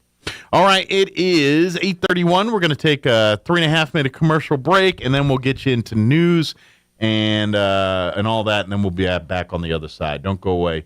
You're listening to Mornings with Mike Winters. Every piece of land has a story, written by those who work it. But everyone's story is different. So the question is, how will you tell yours? Behind the wheel of a John Deere compact tractor, mower, or Gator utility vehicle. Run with us and start telling your story today. Stop by Pecos Valley Equipment in Artesia and Roswell, or visit us online at pecosvalleyequipment.com. Lots of folks are buying used vehicles these days, and they're just as proud of them as if they were brand new. And why not? The pre-owned cars and trucks at Roswell Ford look and smell brand new. And Roswell Ford stands behind every pre-owned vehicle with a 3-day money-back guarantee and a complimentary 90-day 4,000-mile warranty. Roswell Ford has more than 400 vehicles in stock, by far the biggest selection in this part of the state, with new Fords arriving all the time. So it only makes sense to come see us first when you're ready to start car shopping. Speaking of pride, our customers are just tickled with our mobile service van that comes to your home or work and turns your driveway or parking lot into a service bay. We can take care of routine maintenance like oil and filter changes, tire rotations, and battery service, and you don't have to be without your vehicle. Of course, some restrictions apply. For great selection and great service, you can count on your friends at the Tailgate Nation. Roswell Skin Center, a brand new state-of-the-art facility located in the 400 Penn Plaza building here in Roswell, is now accepting new patients. Dr. Brandon Cometti and his team offer a full range of skin care services, including general dermatology, surgical and cosmetic procedures, including cutting-edge laser rejuvenation, Botox, filler, laser hair removal, chemical peels, and other non-invasive options to improve skin health and turn back the hands of time. Call and schedule your appointment at Roswell Skin Center today, 208-2509. That's 208-2509. Heart disease is one of the leading causes of death in New Mexico, but it's preventable. If you have high blood pressure or cholesterol, are overweight, smoke, or have other risk factors, it's time to talk to a cardiologist. The cardiology team at Artesia General Hospital has the experience and latest diagnostic technologies to help you identify your risk factors and diagnose and treat any heart health concerns you might face. One beat at a time, we're here for every heart. Request your cardiology appointment today at artesiageneral.com/heart. If your tires are flat, need your car fixed, our reviews are better than mixed at Big O. At Big O Tires. We do the job fast and with a smile. Whatever the problem, we go the extra mile at Big O. At Big O Tires. Trusted service, no need to lie. Hop online, our reviews are high at Big O. At Big O Tires. Unbeatable service in all our stores, and that's why we get such high scores at Big O. At Big O Tires. From January 30th to February 26th, get a $70 tire rebate via Visa Reward Card or Visa Virtual Account after online submission on a set of 4 new Michelin passenger or light truck tires. Plus, get an additional $70 prepaid MasterCard on installation purchase of sets of 4 Michelin passenger or light truck tires. Big O Tires, the team you trust. Disposal fees and shop fees extra where permitted. Void where prohibited. See rebate form for terms and conditions. This offer valid with any form of payment. Now for your Pecos Valley news update. I'm Jared Cirillo. A new study is claiming 2 of New Mexico's national parks are threatened by the oil and gas industry. Carlsbad Caverns and Chaco Culture National Historic Park are named in the study published this month by a group called the Coalition to Protect America's National Parks. It claims that extraction of nearby fossil fuels could impact air and water quality around both parks. The group is advocating for stronger federal policy to prevent energy development around the 2 parks. And the Bureau of Land Management is announcing prescribed burns in New Mexico taking place in Chavez and Lincoln County. BLM says the prescribed fire burning locations are northwest of Roswell and east of Roswell, near the Sand Ranch area of environmental concern. Smoke may be seen from Roswell, Midway, Dexter, Hagerman, Elida, Tatum, Corona, and Arabella. The burns will take place from mid-February through April, depending on weather conditions. You're up to date. I'm Jared Cirillo. The average American spends 2.5 days a year looking for lost items. We aren't sure how long Europeans and Asians look for lost stuff. We lost the list. Here's Mike Winters. And good morning. It is 36 minutes after 8 o'clock. I have not seen our guest yet, but I will tell you a couple things real quick while what they wanted to talk about. Mm-hmm. The Historical Society for Southeast New Mexico, they've got their scholarships. It's that time. We've been talking about them each year. Funded thanks to the Linda Hayes Trust. They each year offer scholarships to high school seniors, and we'll also have one for college students, too, this year. The registration window is now. It actually was all February, and then it continues to the end of March. So you do got a little time. You got a month here to get your applications turned in. But they've got 1, 2, 3, 4, 5, 6 total scholarships they're going to be giving away. Again, one of them is for college students. The others are for high school seniors. There is one humanities and art scholarship that they're going to award to one student, $1,250. 2 STEM scholarships. 2 students will be awarded $1,250 each. 2 students will also be eligible for a character scholarship. 2 students awarded there for $1,250. And then 1 college student, they're offering a continuing education scholarship, $1,250. log on to the Historical Society's website, www.roswellnmhistory.org, or shoot an email, historydirector@outlook.com, and you can get an application, get those filled out, turned in. If you have any questions, don't hesitate to call the Historical Society, 575-622-8333. All applications will be considered, and make it tough on them. They do every year. Yeah. I don't envy the committee that selects those, because at the end of the day, they get a bunch of applications and all deserve it. But like I said, they only got 6 scholarships they can give away at the end of the day. So that's going on. Also, this upcoming weekend, this Sunday, February 26th, the Historical Society is having their free family-friendly Sunday Fun Day event. John LeMay is going to be in, I believe, on Friday this week to tell us more about it. But on Sunday, John LeMay will discuss the real history and folklore that went into crafting his newest mystery novel, which is called Once Upon a Time in Fort Sumner, including tales of a surviving the Billy the Kid meeting with the governor in 1950, plus legends of the Navajo skinwalker and lost Adams diggings. So a little folklore, and even into the kind of the sci-fi and paranormal type stuff a little bit there too. So, but that'll be this Sunday, and John's going to come in to talk more about it and talk about his book. But that's the two things Amy was coming in to kind of put on people's radar this morning. It's a little TLDR. So now I got to drink nasty soda. It's not necessarily nasty. It could just be warm. Would you like to join us in our refreshments? I'm gonna watch. I'll be a spectator. There you go. Well, so what I've procured is this Nevada Reaper soda. Now I've gathered there's like different heat levels of this. Like they have, I think, jalapeno, ghost pepper, habanero, ghost pepper, and then this is the Nevada Reaper. So this is the hottest one. Okay. And then a little chaser, cucumber soda. All right. Chase it. And these are the Lester's Choice ones, both. Well, of this them? one is Lester Fixins. This one, I'm not sure who does this. This is Rocket Fizz. Well, that Lester's Fixins is a pretty common weird soda brand. Yeah, they're the ones that do like the buffalo wing soda, the ranch dressing soda. They've got a history as long as like Jones Soda with making weird sodas. Yeah, sure. Roy, would you like to join us in this little experience? And just a dump cup in case you want to dump out. If you're interested. Oh, good. This has been shaken up now. That's good. Hot and fizzy. So we do this away from the board now. That was an old radio name, Hot and Fizzy. Okay, good. Control it. All right. That was an expert level open. I don't know if you guys. So what's the smell? Right off the bat, it doesn't really smell hot. It just smells kind of sweet. I'll pour some out. Okay, has it got like a fruit flavor or I don't know. Cinnamony? It doesn't smell cinnamony really. Like to me, I feel like it's going to be like a big red flavor, but maybe. All right. Fireball flavor. Sir, it's always safe when you pass liquids over the board. Roy, my boy. I'll set this over here. Boy. All right, Nevada Reaper soda. It doesn't smell. I smelled it. And it doesn't smell spicy. I'm scared because I can't do spicy. It tastes like it's more sour than spicy.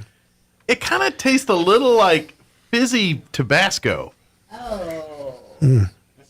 It kind of tastes like. Thomas, would you like to join us? I have another cup. You know what? I can't finish it. I'm not done. I'm not going to. Here you go. Yeah, give me the dump cup. Because it. You know what it tastes like? I don't hate it. I don't like it. You know what it tastes like? Like when I got heartburn and I burp and a little of that comes back. It is spicy in the back. It's spicy in the back of the throat. That's what it tastes like. It's a ping pong champ under the cap. No, you're right. It doesn't taste bad. No, it's. I wouldn't. I mean, I'm not going to buy it on the regular. A whole bottle of that will kill you. It'll kill you. Right here in the back of the throat. You spiked this a little. It's what it tastes like. Spiked soda. I feel like I drank fizzy backwash, like heartburn backwash. That's what I feel like. I burped heartburn. And some came back up, and that's what it was. I think it's like there's like a citric acid to it or something. That's what it is. You're gonna get, it's gonna have like some acid reflux to it. Oh my gosh, that's that's called a beverage for people that don't want to live. It definitely kicks in the back of the throat. Do you want to dump that, or are you gonna finish it? I'll finish. Okay, good. Golly. Wait, Roy, waste? No. I've got a cup here. I didn't finish. If you want to take that out, I couldn't finish the whole bottle. All right. This is the cup for my. Yeah, just to chase the heat. Forever. Chase the heat a little bit. spit in it. And then Don't worry about it. Don't worry about it. I want to get the red out. It's my own water. It's my own backwash. It's fine. All right. All right. Now we got it's got a lovely color to it. But, cucumber. all right, so this hasn't been used for anything. So It looks like scope. or antifreeze. It smells like. Sorry. All right. Smells like mouthwash. I've had cucumber soda before, and this isn't all I smell is like packaging. flat. Like it doesn't smell sweet at all. Packaging is a good way to describe it, actually. It's really not bad, but it's not really cucumber. Tastes like grass. Kinda. Now I've also had grass soda. The grass soda was not bad. That actually had a kind of. I feel like I'm eating a salad. Yeah, or drinking a salad. It is kind of weird. It's off-putting. Yeah, it feels like I'm drinking a cucumber. I can taste the cucumber now. I like the this. aftertaste. I like this less than I like that. Actually, I like this. that better. They're both revolting. Right. But the cucumber is less revolting. At first, it tasted like I was eating turf grow, and then it started tasting like cucumber at the end. Miracle Grow. Yeah, I feel like I just ate a chia pet. If you let it kind of linger in the mouth, yeah. That Oh, I just burped it. Oh, yeah, that is unpleasant. Oh, your 9 o'clock could be fun. oh, that was gross. Oh. All right, that's not good. You gotta accept it for what it is. Yeah, it ain't great. This is cucumber soda. Oh yeah, we're the idiots who trying it. Yeah, we're. I'm the one who paid actual money for it. I can't imagine anyone ever like buying these by the 6-pack and drinking them on a cold afternoon. On a warm afternoon. It's like, oh, let's go out to the lake. Get me my cucumber soda. No, these are dare sodas. Yeah. Basically. I didn't hate this. Did you? I hated it. I didn't. I mean, I don't like how my throat feels after the fact. Party soda. This was unpleasant all the way wanna go around. Now, honestly, I've only ever had maybe like one or two of the Lester Fixin sodas that I liked. So I think his are specifically made to not taste to mess you great. up. Yeah. Well, Oh God, that is unpleasant. how do you? You're right. How would you like the job that you have to sample this To garbage be the and make taster? it? Like Taste you're the tester? guy that's like, yep, that's cucumber. Dude, How much is garbage you got to drink to get it right? was my dream when I was a little kid, like before radio. When I was a kid, I wanted to be the guy who cuts the Blue Bunny ice cream things open, takes a little spoon to taste it. I always wanted, that was like my dream job. Well, that sounds cool because Right. that's delicious. Just taste tester in general. Yeah, but to be the taste But you gotta tester at imagine Lester Sodas? That guy had to probably, taste test his way through, the slog. He had to pay his dues in the taste tester game I think before he you get just to the. ticked off somebody and ended up getting that job. It's like, this guy's, make him the soda taste tester. Okay, that's a great job. Yeah, he's a real jerk. Let's make that person the soda. He's got to eat grass and poop flavored beverages all the Yeah, that would be a tough one. That would be like the guy who has to make the Birdie Bots every flavor beans or the really messed up Who's ones. that? I've seen that. I've seen Poor that done souls have before. that job. It's a dude in a white lab coat, and he's like, it's usually like they have vials of the sample of whatever they're doing, and they'll smell it, and based on what they smell is they have like 1,000 different chemicals they'll just add together to make it taste similar to that. Like, I wonder, do these sodas ever get to the point where they do a test market? Like they get like 40 people in a room and say, we've got some sodas we'd like you to try. Give us your honest opinion. And they're all like barbecue beef flavored sodas. Yeah, and I'm bacon guessing, and yard clippings. And No, various these are all just come up with. Crazy too. Like, I think I had a dog saliva flavored one. Yeah, that's just a. That wasn't, but I'm pretty sure that was just like a label. Like they had a bunch of those that are like boogers. Oh, stuff it's like their brand. It's like, yeah. They're not really gross. Yeah. I'm not about that life. If I'm going for a gross soda, I want it to actually be gross. Be gross, yeah. Yeah. I'm doing it for the lulz, I'm not for the life. Like, is there someone that's like sitting in a basement somewhere crafting this garbage thinking, I've made the perfect sardine soda? I got to imagine that it's Lester Fixin. Him and his wife are just sitting there in dual rocking chairs trying to come up with soda flavors. Wrestling works too because the crazy ideas they come up with. Use like there is that's the way we can have a conversation. Like there's a show. You've all heard of Moonshiners, right? The show Moonshiners and the concept of Moonshiners. Yep. Well, that's still on the air, by the way, on Discovery. Like Thursday nights, they show Moonshiners. But they have another show, a spin-off show, if you will. And it's called Moonshiners Master Distillers. I think we've talked about this before. And it's a game like show. a game show, yeah. Yes, and they get teams competing to make moonshine. And this reminds me a lot of that. Because they get, I mean, these people are good. Don't get me wrong. These aren't backyard yahoos. Right. These people are. They study their craft. Yes, they're scientists when it comes to this stuff. They're talking about all the proper levels and the proofing, and I mean, it's chemistry. But it's kind of neat to watch because they get a little out there. Right. Like they were making peanut butter flavored whiskeys and all kinds of nonsense. And You got to do something to stand out. I mean, that makes sense, Yeah. It's like how Jesse Pinkman put chili powder in his meth, I don't know. I've drank enough moonshine in my days to be like, you taste something here other than burn? Other than just straight, I can't feel my esophagus. You're right. But apparently, no. It's much more pain. It's much more boozy and they artisaned it up like everything else they do. Right. It ain't just a bunch of toothless wonders in the woods anymore making stills. I kind of want to try the peanut butter whiskey now. Have you not? No, it's real good. It's really good. Have you tried peanut butter whiskey? I've had a couple. Does it taste like peanut butter? It really does. It's. I don't know how I feel about that. It finishes hot on the back of the throat like whiskey, but yeah, it's got that sweetness to it. Like peanut butter is one of those things. I love the taste of peanut butter when it's actually peanut butter, but things that aren't peanut butter that taste like peanut butter generally are gross to me. Like Oreos, not Oreos, Reese's Pieces or Reese's Cups. Those are great because there's actual peanut butter in them, and they're good. But when you get like a cookie that has a peanut butter taste but doesn't have peanut butter in it, tastes wretched Artificial. to me. For sure. I mean, it's definitely an acquired taste, but if you like peanut butter flavored things, then you'll like this. Okay. There's the two that I've had. I know there's other ones, but Screwball and Sheepdog. Sheepdog's significantly less expensive, and actually I think tastes better, honestly, but more peanut buttery. And peanut butter or peanuts in savory dishes is not my favorite either. Right. For like Thai thing. Like pad Thai, I do not like pad Thai. That taste with meat and peanut butter to me is just nasty. I'm like, this is not. So you've never had you wouldn't have like a peanut butter burger. No. See that? No. Legit. There was it does not taste. There good was a to place me. in town that used to have a peanut butter and jelly burger. That was one of my favorite burgers in the world. It like legit. See, the jelly I'd be down for, order but the peanut butter, something about peanuts and beef does not mix. Peanuts and beef. I just. With like jellyfish jelly. I don't know.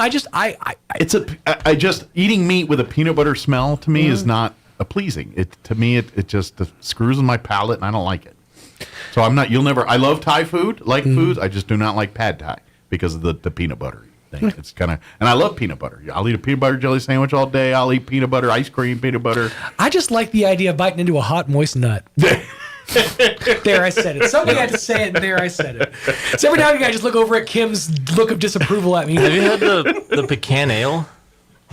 Pecan ale? I'm sorry. Yeah. Thank you for fixing Say that. pecan the right way, first of all. It's debatable. It's not. Something's one you go to the bathroom in, the other is nut. Is the nut. Oh, yes. Okay. Well, have you ever had that? Pecan, yes. Well, Either way. where I That's come, regional. where I come Yeah, from, it's we regional. we go both. It's pecan is where I come from. Pecan. Yeah, we go My pecan. brother says pecan. He says pecan. We go I get pecan more. pie. Yeah, That's he's how a we- pecan. I- guy. I say it either way. Yeah. I'm neither on one side or the other. I do. I've caught myself saying caramel both ways. Caramel, caramel. It I say that infuriates both. me the way you say nuclear. Does it? It infuriates me. Nuclear?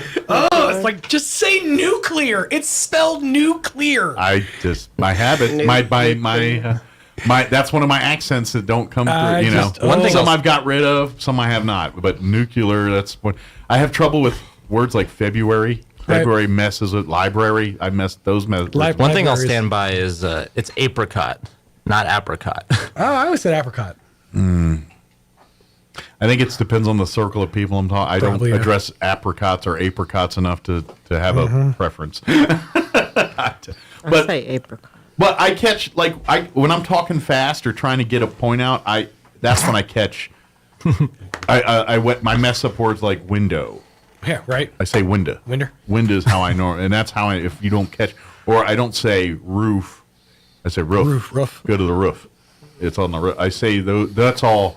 I come from the part of the country that adds unnecessary R's to things. Winder. Yeah. Yeah. My mom was the one that liked to add a R into wash type words. Warsh was another one. Washington. That cucumber's unpleasant. Yeah, you On the back it end, gets yeah. back. It does. It definitely gets back. Yeah, there's certain words, but yeah, I guess nuclear is one of those other ones that messes him. How do you say it? I can't even say it that way. Say that again. Nuclear. Yeah, like nucleus. Nuclear. What am I saying? You're saying nuclear. Nuclear. You're putting the U in front of the L. Okay. No. All I know is it blows up real good. It doesn't matter. Nuclear or nuclear. I don't think nuclear is a real word.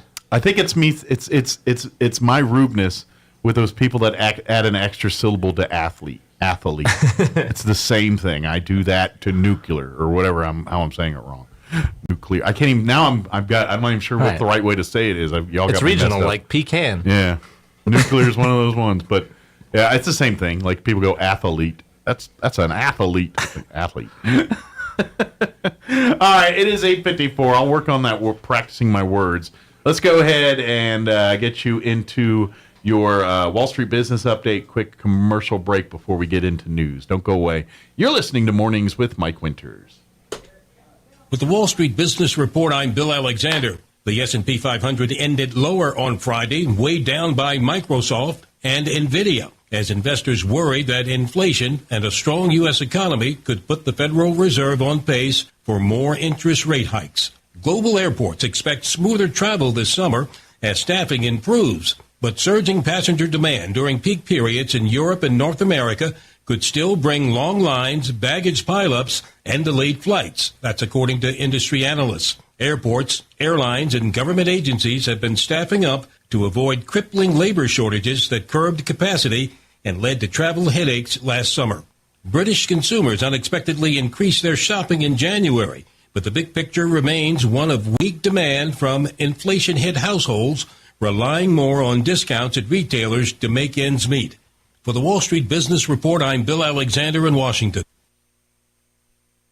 Hi, I'm Dr. Keon at Carabelli Dental. Same-day smiles are what we do. My passion is helping patients chew, talk, and live with confidence. That's why I'm one of the few doctors in the U.S. who can create beautiful same-day smiles with the latest digital implant technology. This procedure is life-changing. Just ask Sean. Hi, I'm Sean. I've been that voice that you've heard on the radio for most of my life, but I'm also a dad to two amazing kids. I've had a million reasons to smile, but in all my old pictures, I was never smiling. Truth is that life of improper care and being dealt a bad hand genetically left me practically with no teeth. It affected everything from the way I ate, the way I talked, and of course how I interacted with people. And that's where Dr. Keon and Carabelli stepped in. They eased my fears. They explained every step of the process in a way that I could understand, and they made me feel almost like I was part of the team. And now I can't stop smiling. I have so much more confidence, and I love looking in the mirror now. I can't explain how much of a difference Dr. Keon's dental implant process made for me. Our team can help you find your smile too. Come see us at Carabelli Dental, 575-622-4455. Double Up Days are back at Roswell Honda, and that means double your tax refund up to $2,000 right now. $1,000 get you $2,000, $1,500 get you $3,000, and $2,000, well, that gets you $4,000 towards your next vehicle at Roswell Honda, and that's on every make and model across the lot. Bring in your tax refund and let Roswell Honda double your refund up to $2,000. Now's the time to make your dollars go even further, and it all starts right here. Double Up Days are back at Roswell Honda, 2177 West 2nd. Edge Safety and Services LLC in Artesia, New Mexico has an immediate opening for a safety technician. Position requires a clean driving record and must be able to pass a drug and alcohol screen.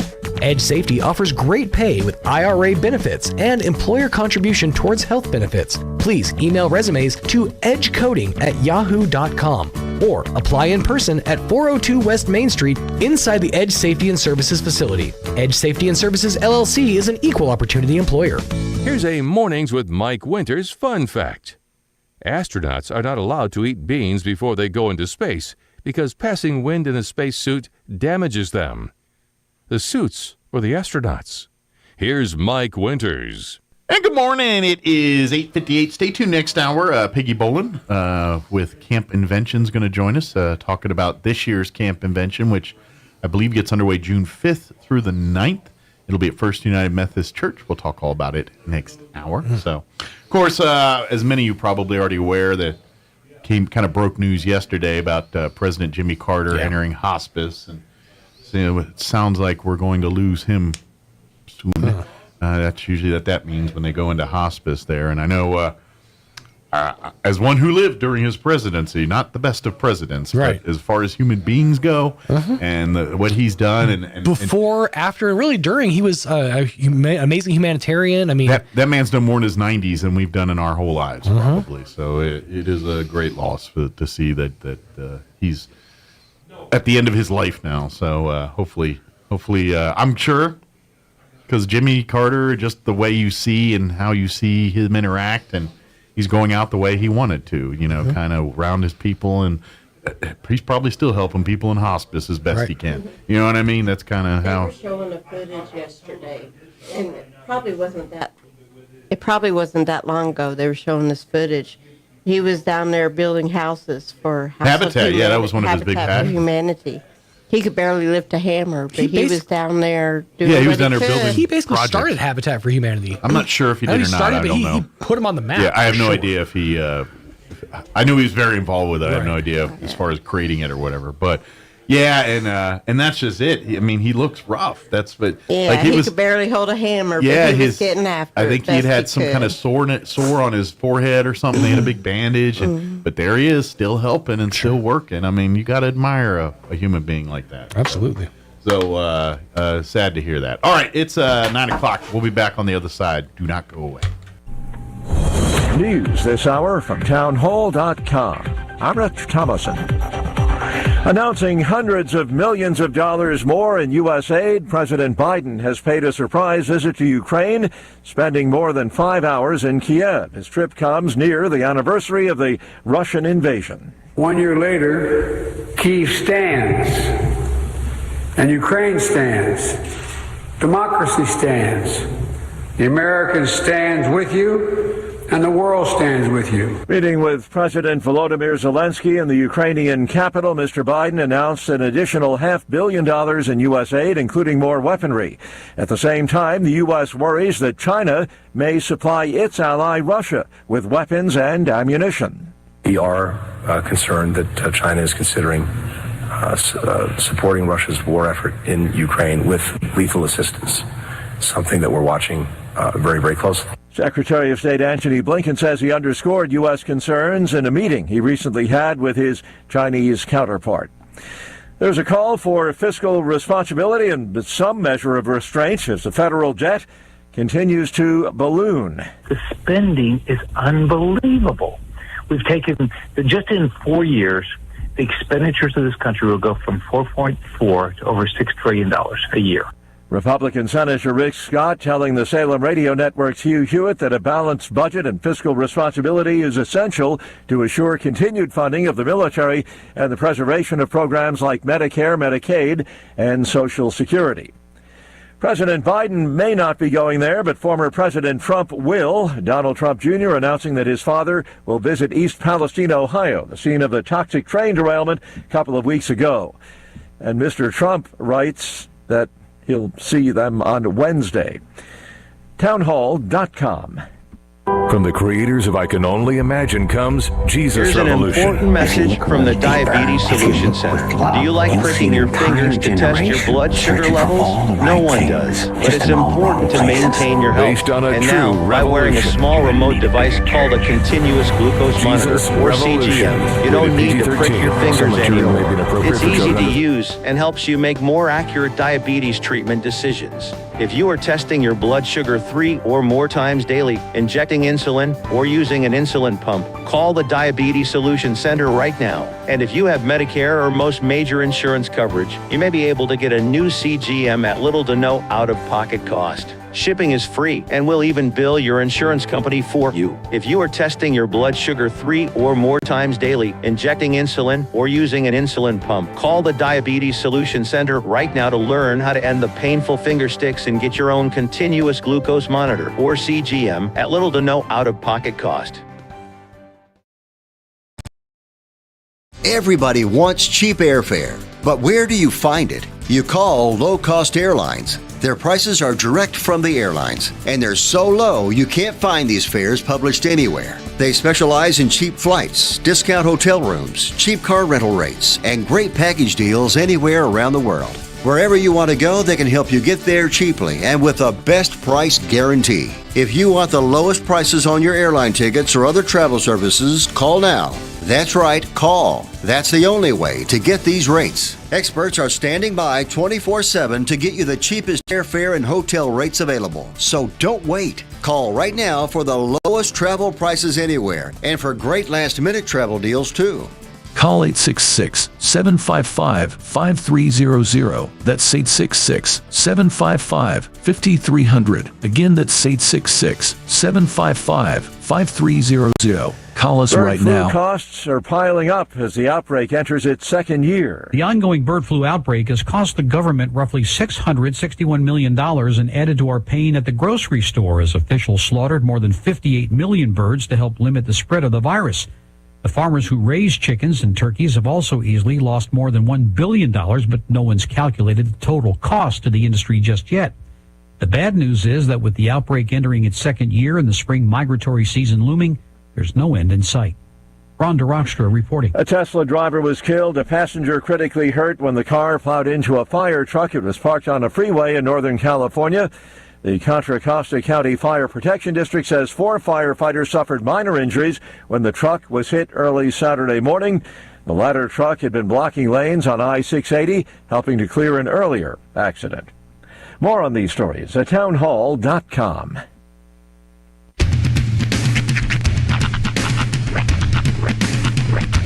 What in the wide, wide world of sports is going on here? I promise you, whatever scum did this, not one man in this force will rest for 1 minute until he's behind bars. Now let's grab a bite to eat. Yeah, come on. I feel the hot wind on my shoulder and the touch of a world that is older. I hit the switch and check the number. I leave it on and then I slumber.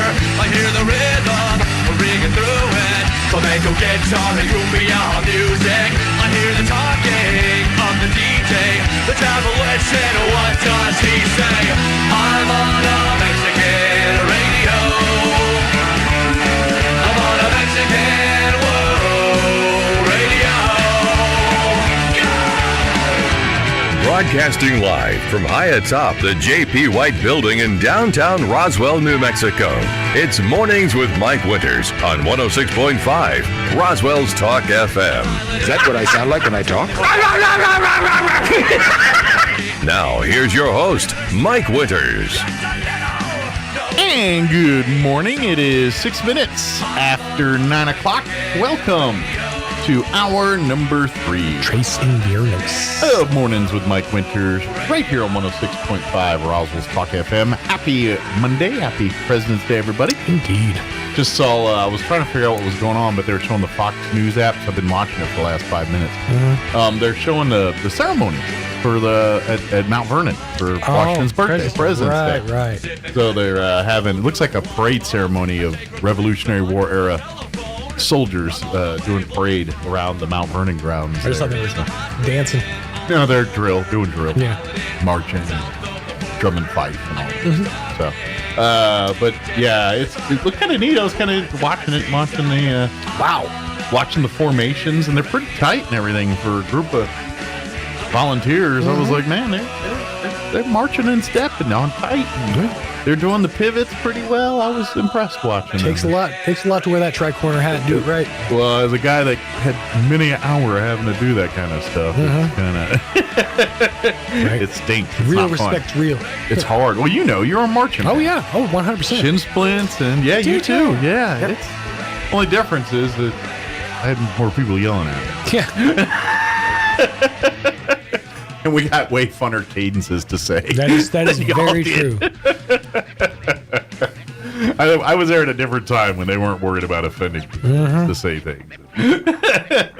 Watch Full Metal Jacket. You'll figure it. Oh, yeah. There was some of that. Pretty high step. Yeah. It is. Well, that's... it's hard to maintain a step like that and play a bugle or a fife, too. Sure. That's the whole reason we glide stepped. Not to mention, I know band uniforms aren't exactly comfortable with those military wool outfits they're wearing. Aren't exactly... of course, they're in Virginia. Mount Vernon's probably cool and cold there. I'll never forget my band uniform as long as I live. It was suspenders on pants that came up to like here. So Fred Mertz pants. And then this vest that came down below the pants, but only just. So it was it's like wearing a half shirt. Okay. And it didn't zip up. It zipped down. We had to clasp at the top and it zipped downwards. Oh my God. It was the most uncomfortable uniform on the planet. Yeah. I could see that.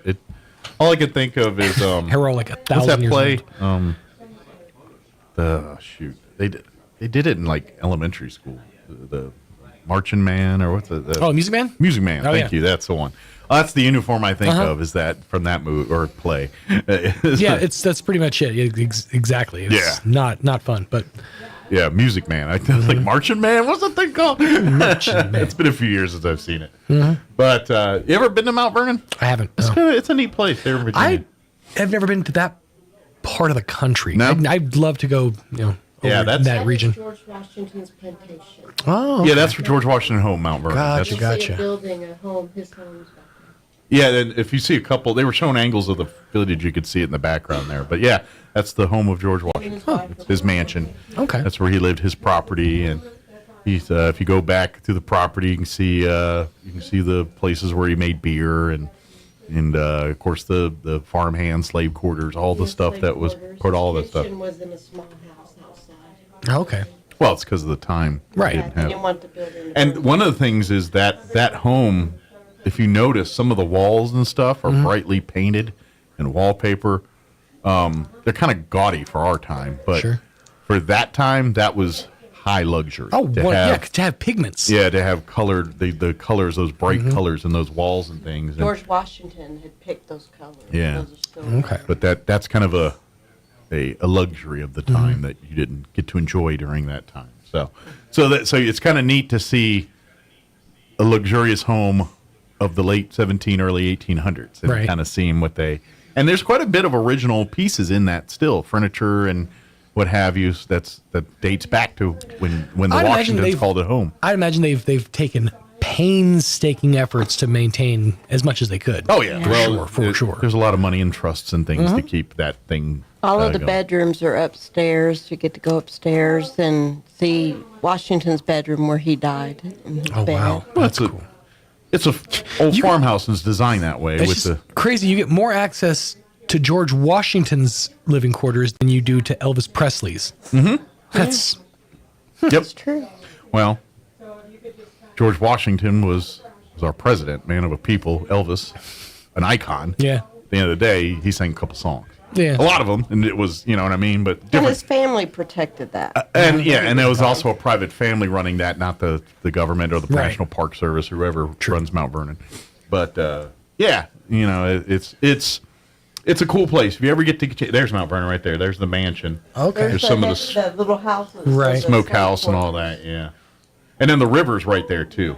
Potomac. Yeah, the Potomac River's. It's right on the river. So That's you In can- his backyard. Yeah, it's really nice there. Matter of fact, I remember that mansion you saw on the back porch. They've got the old classic big porch, and then they got a bunch of those like rockers, and you sit out overlooking the river. And so you just, if the weather's that's a nice, cool it's experience. not too humid or too cold, you just kick back on that porch and just watch the day go by. You know, it's kind of it's a good spot, especially if you're tired of walking around in touristy. That's what I'm saying. Everybody who's like 40 and older is just like, that sounds nice. Yeah, when I was a kid, I never noticed that. But the last time I was there, I'm like, But during the summer, the humidity gets you, and you're just like, sitting on that thing going, it's all right. So, yeah, but that's cool. It's neat to see. That'd be neat to check out one day, one year's, if I ever have that available. Go to Mount Vernon on President's Day and see the ceremonial stuff. Kind of neat. Yeah. All right, I guess we'll do show stuff. while I watch. I guess. See, they're pretty. Look at them. They're very. Yeah, that's a lot of choreographed work there. It really is. It is impressive. Not to mention maintaining, like I said, breath control and sound while they're high stepping like that. Sure. That's really hard. Yeah, these guys are good. They're good. That's why, it's no different than like when you go to Arlington National Cemetery, when you go see the Tomb of the Unknown Soldier and the pageantry and ceremony and everything that's and they take it very seriously. And anybody that tries to make light of it, they will address very quickly. And I do love that, by the way. That makes me happy when I see that happen. I've seen it a few times. I've seen him yell at people a couple times, live and on tape. But I remember going as a Boy Scout one time, and we watched the changing of the guard, and our Boy Scouts were all there. And there was some lady or somebody, tourist, that was there amongst the group, and they were talking or doing something. And that guard didn't hesitate, stopped right in the middle of his thing, turned to address the crowd. You will be silent, and you will be respectable, or you will be removed. And then just went right back to his thing. Everyone was like, It's a very quiet, solemn place. Yeah, they don't mess around. All right, let me give you the rundown for this hour of the show. We'll get you up to date with the weather here in just a few. Windy but warm this week.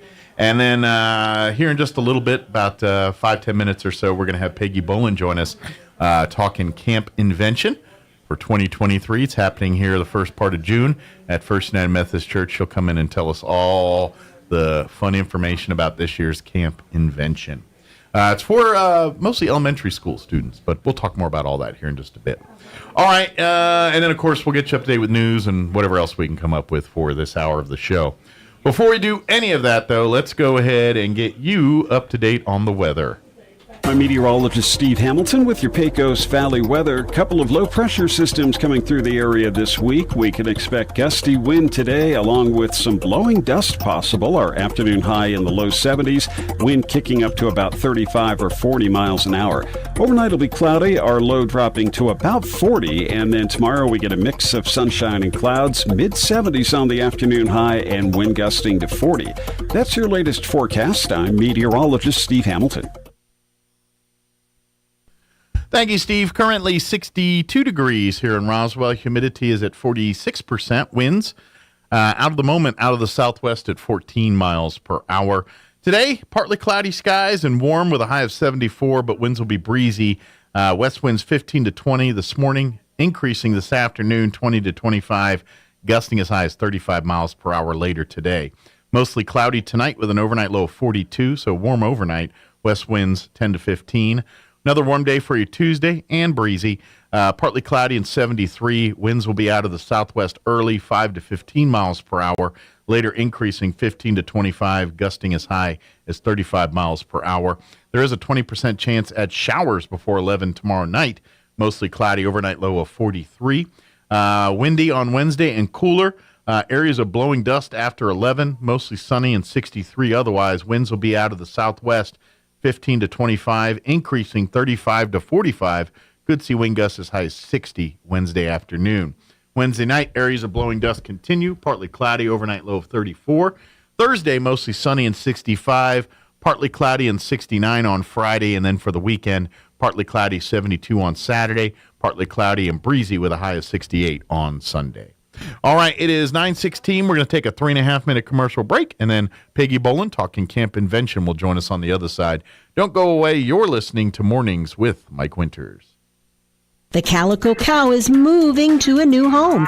Coming Monday, February 20th, visit the Calico Cow at their new home, 200 East College behind Farley's in Roswell. Lots of exciting changes at the new Calico Cow. New LED lighting, an amazing large classroom, plus more space, which means lots of new items and an even bigger selection of fabrics. Come see it for yourself, beginning February 20th. Want to know how? Come see the cow. The Calico Cow's new home at 200 East College in Roswell.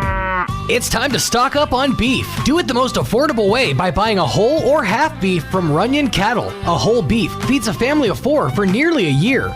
Buy your meat in bulk for about $6 a pound. Skip the store and skip the wait lines. Beef isn't something that you should have to wait on. Stock up on New Mexico homegrown grass-fed and grass-finished beef today by calling Lisa with Runyon Cattle at 760-5655. That's 760-5655. Delivered to your home freezer. February 3rd, 1943, the SS Dorchester was sunk by a German U-boat while en route to Greenland, carrying approximately 900 people on board.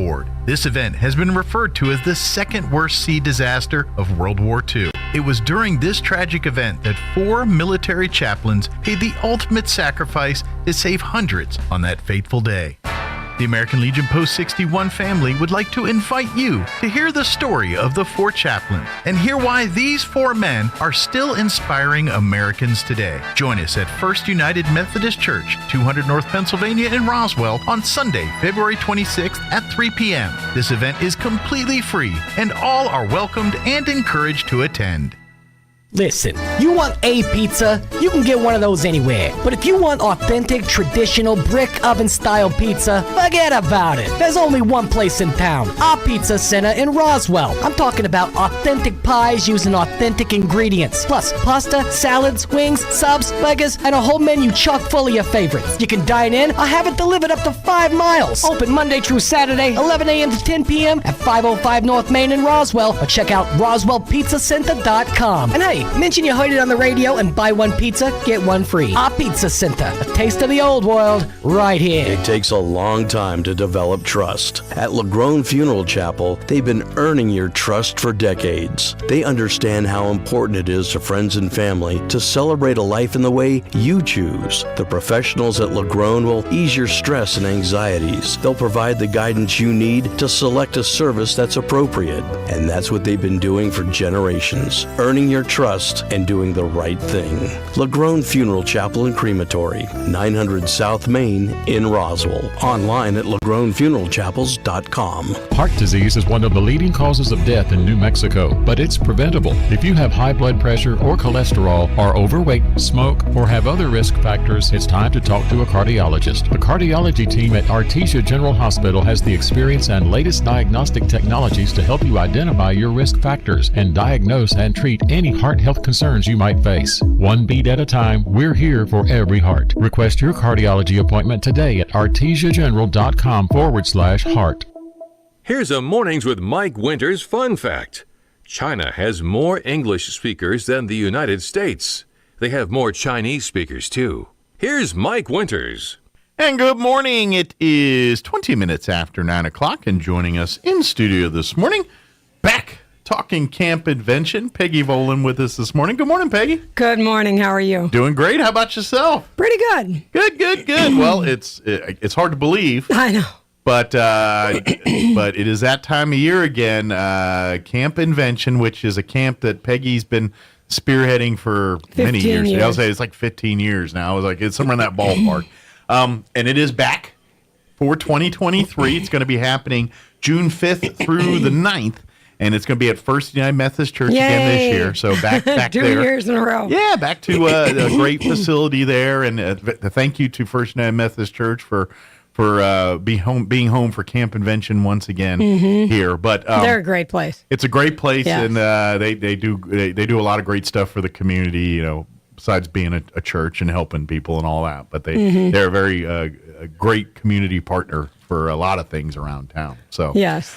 But for folks that aren't familiar, give them an explanation of what Camp Invention is all about and talk about just exactly what the kids do at Camp Invention. All right, so Camp Invention is a STEM camp for kids, and it's for kids entering kindergarten to entering 6th grade. There's a middle school component and a high school where high school kids can get involved, parents can get involved. It's a huge camp. Absolutely. It's a national camp. There's over 1,400 in the nation. It is sponsored by the National Inventors Hall of Fame, hence the shirt. Yes. And it is just an amazing camp, STEM camp, hands-on. They're innovative. They invent, of course. They problem solve, team building, everything you'd want your kids to do. Obviously, with the Inventors Hall of Fame, and they're all about creating and making and pushing the envelope and progressing with technology and science and math. And so they create this camp to basically create the next invention, the next inventors, the next scientists, the next mathematicians, the next rocket scientists out there.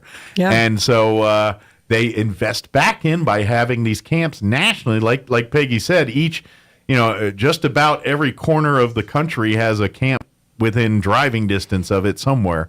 We're lucky.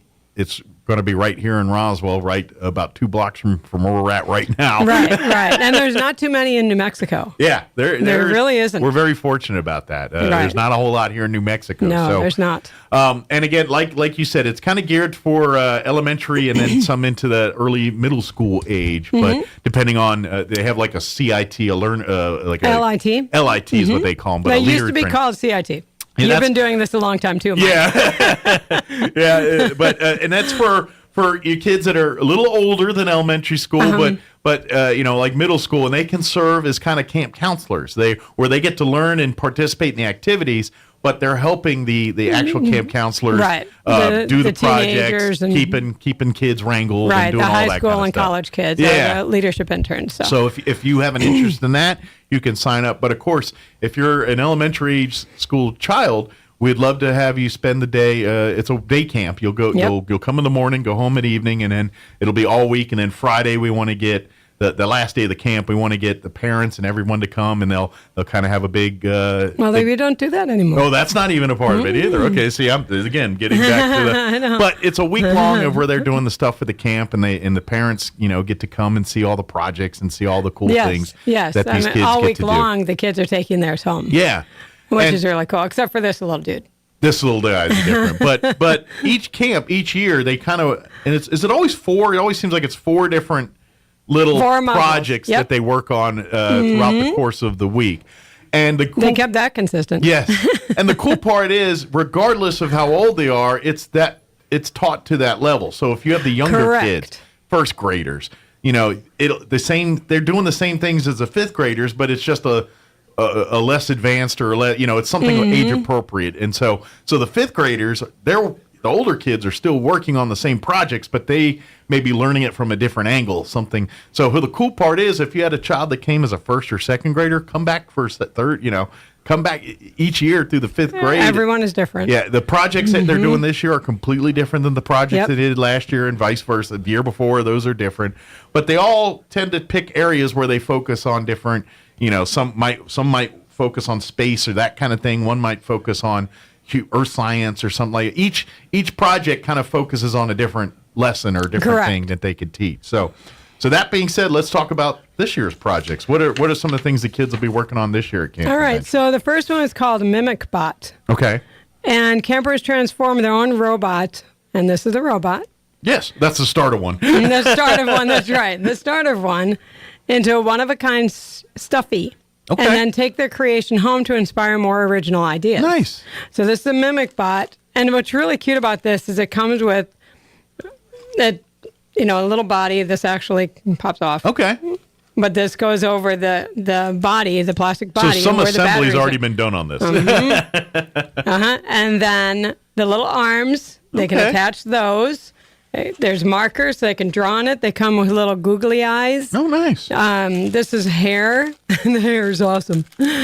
Or whatever. So, it kind of looks... It doesn't have to be used for hair. It could make it, I don't know. Because it's pretty long, so you could wrap it around it. You could... Yeah, give him a shawl. You can use part of it for the hair, part of it, I think my robot would have a mullet with that. That's just what I think, but that's me. So, I mean, so the creativity is going to be awesome with this. They can use pipe cleaners and put things on there.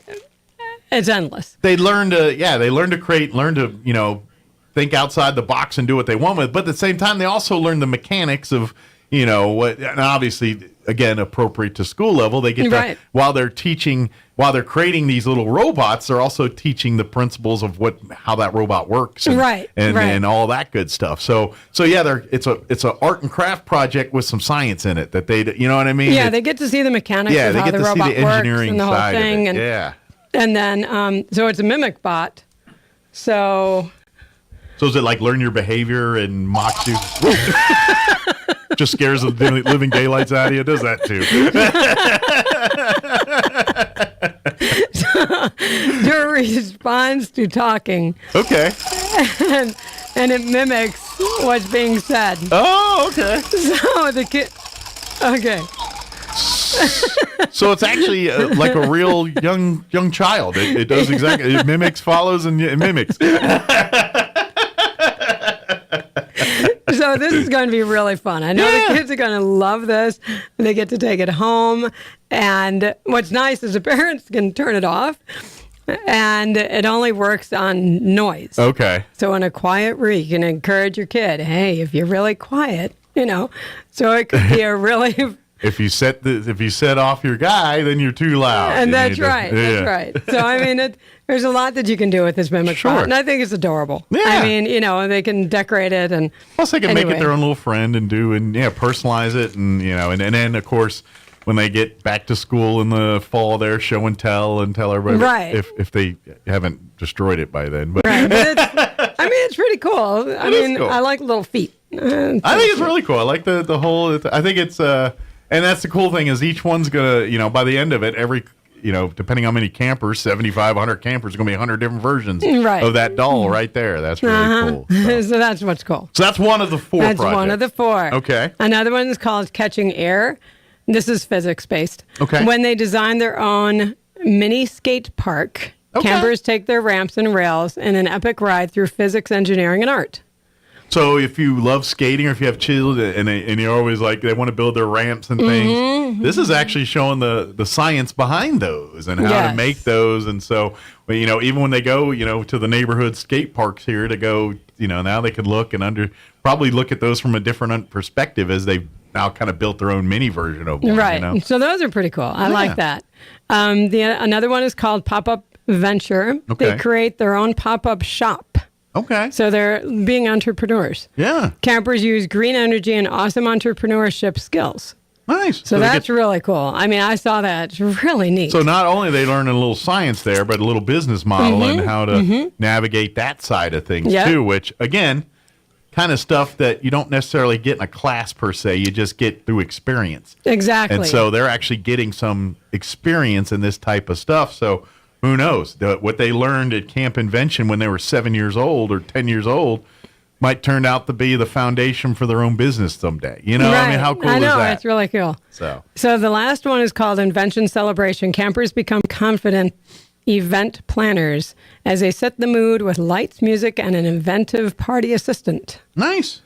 Yes. So they get to, again, learning about organizing, planning, and, of course, science. And then, of course, with music and everything, it kind of taps in that creative side once again, exactly. much like the mimic bot here. So right. So it you know what? I hate to burst y'all's bubbles.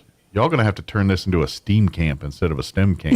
This one has a lot of art this time. This one's got as much art as it does the other it does. other letters in the acronym here. It does. So which again, added bonus for all of our kids here. Exactly. So. Now, good news is we've got a little time between now and June 5th. So now's the time to take advantage of getting your reservations for the camp because we're still a couple months out. There's some discount codes and things that you can take advantage of right now. I'm assuming this year, like every year, Peggy will be offering partial scholarships to those that need and apply. We're already having money come in. Thank goodness from some generous donors. You have a pool of already some money you can help, but if there's people listening that maybe you have grandkids or maybe your kids are a little too long in the tooth for these kind of camps, but still support this kind of stuff, you can pay it forward. Say, hey, I'd like to donate a couple $100 to help a kid go to camp or something like that. Right. Peggy would she would love you for it, and a lot of kids get. Now she won't offer full scholarships because she wants the parents and the kids invested in this too. So, but if you need help. Call Peggy direct. We'll tell you about that here in a little bit on doing that, and then we'll set up. But everyone else that just kind of want to go to camp, you can go actually right now to invent.org and register today. There are some discount codes. If well, right now the $25 off is for anyone, and it expires March 30th.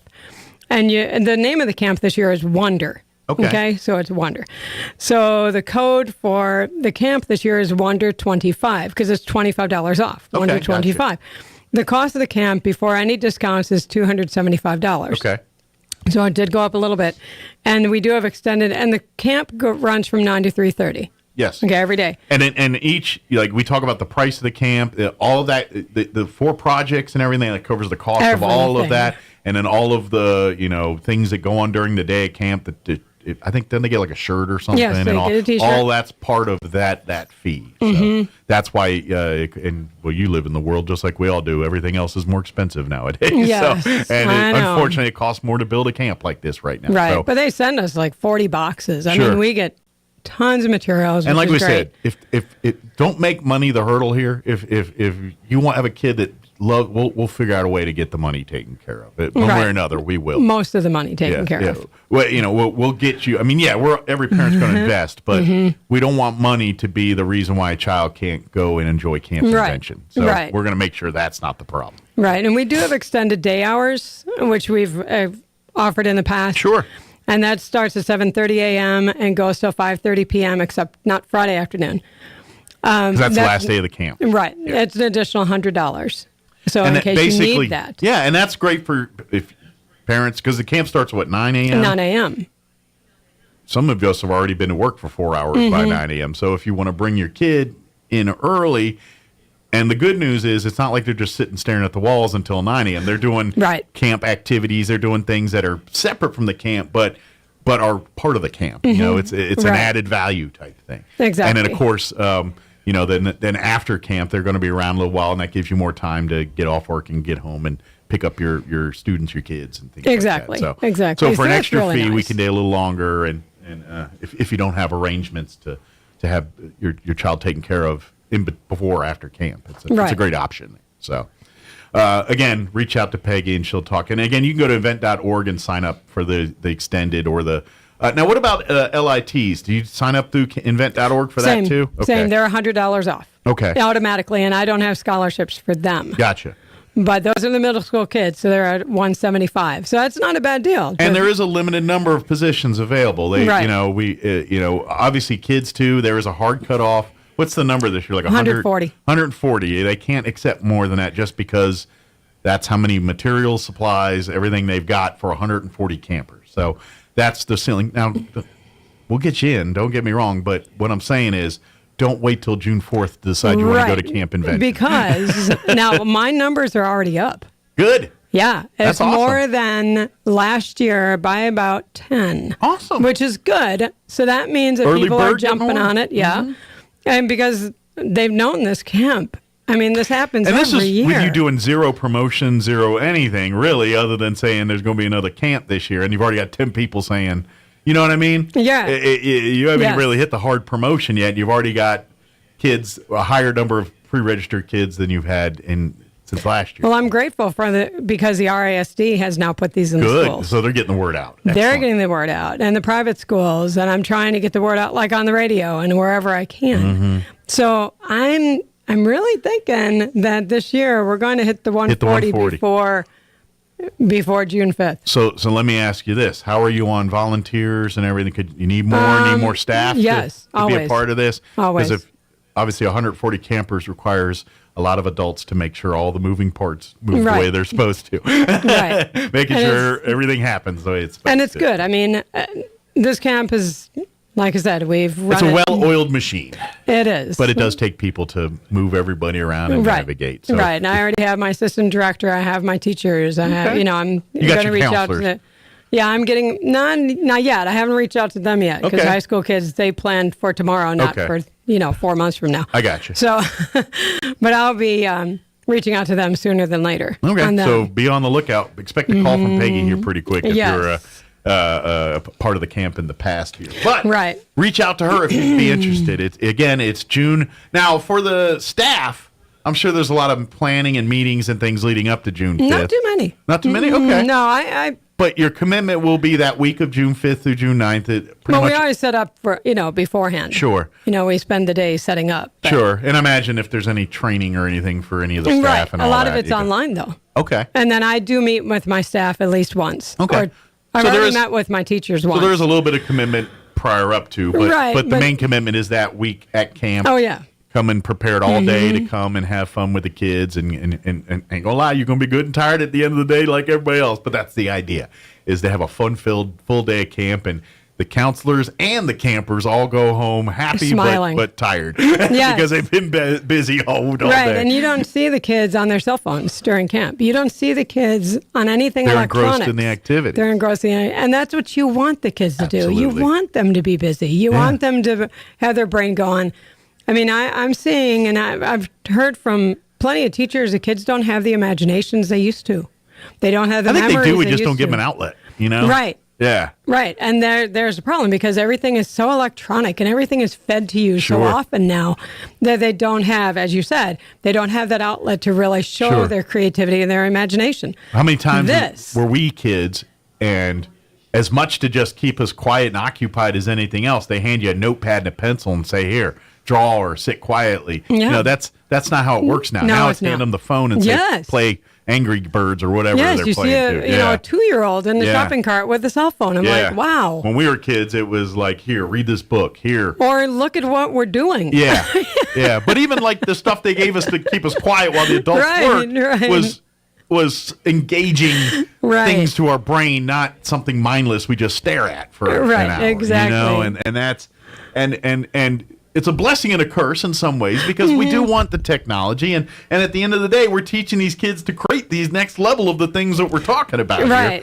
But at the end of the day, you till it's no different. You can't be an amazing scientist and create the most amazing thing if you don't understand the foundations and the principles of how you got there. Right, exactly. You know, I mean, you sure people stumble it. You know, it's like musicians. Yeah, everyone stumbles into a great song once in a while, but the people that study music and study the notes and study how the notes work together, they're going to be the ones that have a better chance of creating a song than someone who just was in the shower one day saying, well, that kind of works. You know what I mean? Exactly. And so that's what I'm talking about. It's creativity, but creativity with an education to back it. And, and that desire. And that's where Camp Invention, I think, excels because it hits them with the science. It hits them with the formulas and the things that are the basic foundation for everything in science. But at the same time, it says, all right, it's not about X plus this equals this. You know this, you make this. You know, it's like, you want to see how that rocket went to the moon? Let me tell you, it's a bunch of series of little things put together to make this. You know, it's you know how many breakthroughs and inventions were on a rocket ship. You know, just how do we get past this hurdle? How do we get past this hurdle? That, when you watch like the Apollo program and how we went from conceptual to a man standing on the moon, which is amazing. It is what the heart of what Camp Invention is. What the people, the groundbreakers, the engineers, the scientists, everyone, the mathematicians, everyone. It's all this that they were, imagine if they had this as a kid, something like that. Oh, I know. How much further could we be? And it's, so that's my point is if you want to see humanity go to the next level and see what the possibilities are, start by sending your elementary age kid to Camp Invention and let them sit here and make mimic bots and skate parks and do all that kind of stuff. And hopefully it sparks an interest. And then 20 years from now, we're hearing about them part of some team at MIT that's designing something, or they just created the next commercial product we all can't live without. That's what this camp's about, is creating that next generation of people that are going to solve the problems that we're trying to solve today. Right. And what's nice is because of the generous donors that we have in Roswell, and Roswell is filled with, these people are amazing here. Yeah. I'm able to get kids to go to camp who normally wouldn't be able to. I mean, financially, a lot of people can't. Absolutely. It's a rough time right now. I don't know about you, but $275 is a big ask. What is that, like 2 dozen of eggs right now? Yeah, right. You can almost feed a family 12 with a 12-pack of eggs with that. So, I mean, things are very expensive. And that's where I come in. I can really help out some people. And when the money's gone, it's gone. But I've normally raised a good amount of money. You've squeezed a lot of turnips and got some blood out of them. I have. And so, I'm always grateful to be able to, when parents call me and say, Sure. I really can't afford it. Well, let me help you out. Let's see what we can do. You know, Let's all work that's together. and That's get this great. So all over town. I mean, not just, the people who can afford it. Well, I can and this- get the people who can't afford it to go. Absolutely. I also think this is a testament. We were talking earlier about why the numbers are up already for this year. And part of it, obviously is because the content of the camp is amazing. Right. But the other part is that part where, there's a sense of belonging here. It doesn't matter what these kids come from or how affluent or not what affluent school or what school or what church they go. It doesn't matter. We're here to learn science. And when, that's a beautiful thing when that happens. So please, go to invent.org, watch the videos, read all the different reviews and the different things about the camp. When you go to invent.org, and then you'll see a little thing that says find a camp near you, and then you click that link, and then you put in your zip code or Roswell, New Mexico, or whatever, and it'll pop up. All the camp information will pop up, all the links you need to sign up, all the videos and information about exactly what the campers are going to be doing that week. It's all right there for you to watch and check out at your leisure.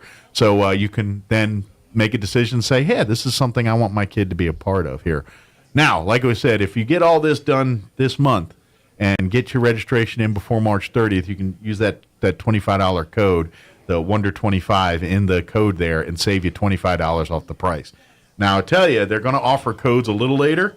But there's one now. I mean, that always is happening with there's more than one child, siblings. Yeah, absolutely. But the discounts are going to get less as we get closer to the event, not more. So the best you're going to get as far as discount codes is the earlier the better on that. Yes. But like you said, there is also multiple. So if you got more than one child that you want to send to camp, there's discounts for that too. Because if you have two children, you put in the code SIBLOVE, like sibling, SIBLOVE30. And you get $30 off per child. Good deal. If you have 3 or more siblings, then you put SIBLOVE40 and you get $40 off per child. So that's helpful. And those are good throughout camp, or are those good? Yeah, those do not have expirations. Okay, so they're good the whole time. But if you want to save $30 or $25 for an individual, then you need to do the Wonder 25 code before March 30th. Right. Then it drops down to a $15 code after that. But don't get to that point. And I cannot use a code and a scholarship together. Gotcha. You can't do that. That's why if you need a partial scholarship or whatever, rather than register through the website, call Peggy directly, and then she'll take care of your registration and all that too. And we'll give you that number here and stuff before we wrap up here. Right. But that's what, and also reach out directly to her if you want to donate money. If you're thinking, she'll put it, they have an account, they put it right into, it's all covered by Camp Invention. Camp Invention has all the money. They're the holders of the money and all that stuff. Right. But she's just the person that says, here's $100 for that fund or whatever money you donate and things like that. And then she goes and divvies it as people need it. So. But they're the ones that are the bank, so to speak. Yep. And then I let them know I need this, and then we cross. Yeah. So that way you know that whatever donation you make, every penny of it goes exactly to what you wanted it for, paying for a kid to go to camp. And that's exactly 100%. What it's used for. It's not used to pay for drinks or cups or snacks. It's used to make sure that child has a camp experience. Right. Exactly. And that's what's important in this one. Absolutely. Speaking of that kind of stuff, or snacks, and is there any donations and things that you guys could need to help make that kind of stuff happen, or looking for support? We normally have somebody donate the snacks, which is great. Lunches, we've tried the free lunches before, and it's just didn't. The engineering didn't quite work out there. Yeah, it just didn't. Because this everything. So what we're doing now is the parents do have the kids bring their own lunch. Okay, I didn't know. Which works out well, anyways. Good deal. Okay, because most of them are going to bring it anyway. Sure. Well, and we live in a world where there's allergies to this, allergies to that, and sometimes it's just best to let the people that know all that just take care of it. Yeah, and that's why we're going down that route now. But that being said, I imagine if there's a dairy producer or ice cream or some out there listening, it's like, hey, I'd love to give them a bunch of cookies for the week. Yeah, we would not not argue. Peggy would love that. We will take all the ice cream that could be good. Any of that kind of stuff. But it's a great camp. Go to invent.org. Read all about it. Read more about, nationally what this camp is all about. See the videos and see everything. And then when you're done doing that, I think you're going to want to sign up. But again, it's June 5th through June 9th, so it's early in the summer. Yes. So if you still got vacation plans or whatever, it shouldn't mess those up too much. Cost again for the entire camp is $275. The camp will run June 5th through the 9th daily from 9 a.m. to 3:30 p.m. for the normal camp hours. Right. They also have the extended camp, as we talked earlier, for an additional fee. That runs 7:30 to 5:30. How that works? Because of that one, if is the earliest you can bring them is 7:30, but you can bring them at 8 or at 8:30 if that works better for you, and you can pick them up at 4:30 or 5 instead of 5. You don't have to drop them off at 7:30 if you're not ready to. Correct. It's just that's the earliest you can drop them off, and that's the latest you can pick them up. Right. But if you can do it a little earlier or later, I'm sure they would appreciate it. Right. Otherwise, the doors open at 8:45. Exactly. I mean, we don't open it earlier. Some parents want to drop their kids off earlier. I'm like, I'm sorry if you haven't signed up. Yeah. I mean, we're getting ready. Sure. We're preparing for the day. Yeah, you've got work to do. And, we've got other things we need to do. And tending to children at that moment is not something you have time for. So right. You have people that are doing that. Right. But, and then, of course, if you have any questions about the scholarship, the partial scholarship, or anything locally, like logistic-wise, don't hesitate to reach out to Peggy direct. You can always shoot her an email, which is pbolin2016@gmail.com, the letter P, BOHLIN, 2016@gmail.com, or call her direct, 575-420-9955. And I'll give you those again, too, here before we go. But if you have any questions, if you want to donate money for the scholarships, you need a partial scholarship, you have questions just in general about the camp, and I have a child, because I'm sure you get a lot of, I have a kid with this kind of need, can we adopt to that or whatever? We do what we can. Yeah. This is not a school. This is a camp, a week-long camp. Absolutely. But, kids will...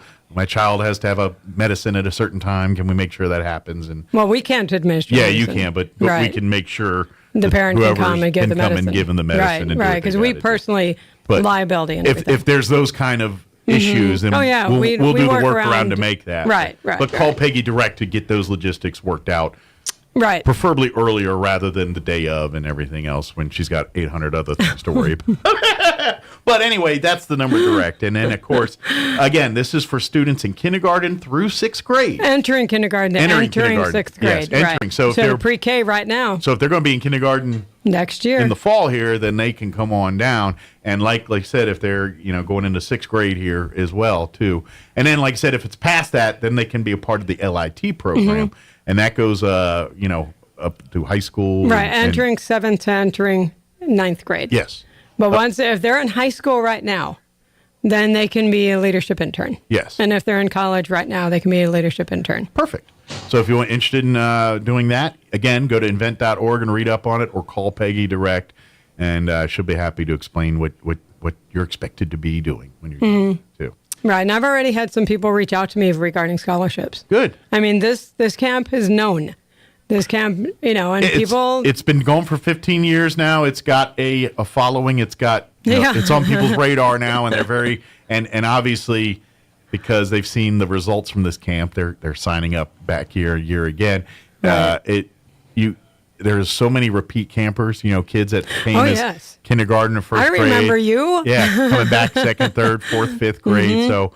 that's the great part about the camp. If you went last year, it's a whole new camp this year. Right. And if you went 2 years ago, it's a whole new camp than it was from 2 years ago. Yes, none of these are familiar. I mean, I was like, what is the... Yeah, like I said, you've been doing 15 years now, and you've seen 15 different years of projects every time that you've never seen. They're all unique and everything else, It's really a great program to get kids involved into STEAM and STEM-related activities. So... please check it out. And I know in years past I've been saying with COVID we really have to play catch up getting these kids, and we're still there. We're not, we're better off than they were a year ago, but we still have kids that aren't at the levels they should be yet. And things like this are that much more important to help make sure that gap is filled. Right, and having camp at the beginning of the summer gives kids things to do during the summer. Absolutely. You know, they can get ideas off of this. So Absolutely. You Yeah, when they're done at Camp Invention, then go hang out at the library or go hang out at, some of the other things that are going on and do their things too, Right. Summer school or whatever. So. Right, and the kids do get a break in the middle of the day. I mean, they do have games and... These are elementary age kids. We understand their attention spans and things aren't what humans are. So yes, no, there's plenty what of humans. humans. Yeah, that's not what I meant. Adults are. There's a slip of the tongue. My apologies. Then the adults are that they get all that. Yes. After hanging out with a 2-year-old all day, you start pulling your hair out after a while. But, yes. But that's the great thing. It's a great camp. Come check it out. invent.org/camp. You can go and sign up and register and read all about the camp. Don't forget, if you register between now and March 30th, you can save $25 off that. And of course, don't forget the Save 30 or Save 40 by doing SibLove 30 or SibLove 40. If you have 2 siblings or 3 or more siblings, you can save additional money on having multiple children sign up for the camp there. Right. And there's no expiration date on those. They're good up until last minute registration. Right. But unless we don't have room. That's the other thing. They can't, and like you're saying earlier, you're already ahead in the numbers than you were in years past as far as pre-register scholarship things. Which is exciting for me. I'm Absolutely. like, yay! Which means there is a pretty good chance that we could cap this at 140, and that's it. So before June 5th. Before June 5th. So please don't wait till May. Don't wait till that. Get it done now. Get it done here in March or February still. While you can take advantage of all the codes and things, and then make sure for certain that your children have a slot in that camp. Right, exactly. Good deal. But I hope people reach out to me. If they want to, they can go to invent.org/camp. That goes directly to Camp Invention. Or they can call the 1-800 number. They can register that way as well. Some people don't like to do anything online, which I understand. Sure. And that's 800-968-4332. I get it. Everyone said, oh, yeah, it's secure. Put your card in. An hour later, you hear all these people talking about how they got their identity theft stolen. It's like, exactly. I get it. Yeah. I get so it. if somebody just wants to call, that's okay too. Absolutely. I mean, I totally get it. Yep, no problem. But if they want a partial scholarship, they do not go online to register. Call they Peggy have direct. to go through me. 575-420-9955. Yes. If you need the part, don't register. And because once you register, she can't help you. It's already in the system. She can't, they're going to charge you what they charge you. So right. Reach out directly to Peggy. Let her register you through her right, because there's a certain application they have to fill out. Some paperwork, some things. And so and I don't need to know their financials. Got you. You don't need to pull out the FAFSA form or any of that stuff if you're out there. Yeah. No. Don't need tax records from the last 12 years. No, that stuff. I do not.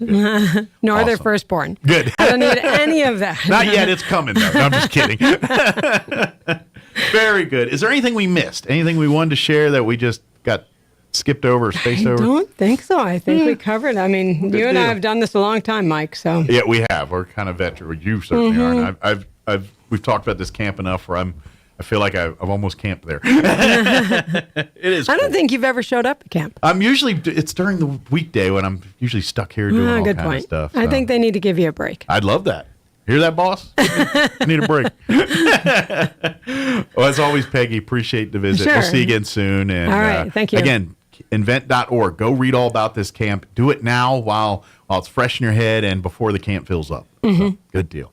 Well, thank you, Peggy. All right, thank you. We'll see you next time. All right. All right, it is 9:55. Let us pause for a news update and a quick commercial break before we wrap up the show. Don't go away. You're listening to Mornings with Mike Winters. Now for your Pecos Valley news update. I'm Jared Cirillo. A new study is claiming 2 of New Mexico's national parks are threatened by the oil and gas industry. Carlsbad Caverns and Chaco Culture National Historic Park are named in the study published this month by a group called the Coalition to Protect America's National Parks. It claims that extraction of nearby fossil fuels could impact air and water quality around both parks. The group is advocating for stronger federal policy to prevent energy development around the 2 parks. And the Bureau of Land Management is announcing prescribed burns in New Mexico taking place in Chavez and Lincoln County. BLM says the prescribed fire-burning locations are northwest of Roswell and east of Roswell, near the Sand Ranch area of environmental concern. Smoke may be seen from Roswell, Midway, Dexter, Hagerman, Elida, Tatum, Corona, and Arabella. The burns will take place from mid-February through April, depending on weather conditions. You're up to date. I'm Jared Cirillo. With the Wall Street Business Report, I'm Rich Thomason. Meta testing a new subscription service that would allow Facebook and Instagram users to pay for a verified account. For $11.99 per month on the web or $14.99 per month on Apple and Android operating systems, Meta will use a government identification to verify a user's account and give the account a blue badge. Previously, Meta's blue badges were free and were reserved for notable public figures or businesses. Testing will begin in New Zealand and Australia this week and will roll out to other countries soon. Correspondent Jeremy House. Wall Street is closed for President's Day. The Dow to resume trading tomorrow at 33,827. Interest rate concerns and recession fears have made for much volatility on Wall Street recently. Shares mostly higher in Europe and Asia. For the Wall Street Business Report, I'm Rich Thomason. If you need a Kubota that works and plays hard, stop looking. You'll find everything you need at Amigo Machinery. When it comes to tough Kubota tractors, mowers, construction equipment, and utility vehicles, all with low-rate financing, Amigo Machinery is your one-stop shop. We are passionately committed to providing our customers with the highest quality products, most innovative solutions, and services delivered with integrity and professionalism. Stop by Amigo Machinery in Roswell or see us online at amigo-machinery.com. Double Up days are back at Roswell Honda, and that means double your tax refund up to $2,000 right now. $1,000 get you $2,000, $1,500 get you $3,000, and $2,000, well, that gets you $4,000 towards your next vehicle at Roswell Honda, and that's on every make and model across the lot. Bring in your tax refund and let Roswell Honda double your refund up to $2,000. Now's the time to make your dollars go even further, and it all starts right here. Double Up days are back at Roswell Honda, 2177 West 2nd. Here's a Mornings with Mike Winters fun fact. 47.2% of all statistics are made up on the spot. Is this true? I'd say chances are about 50%. Here's Mike Winters.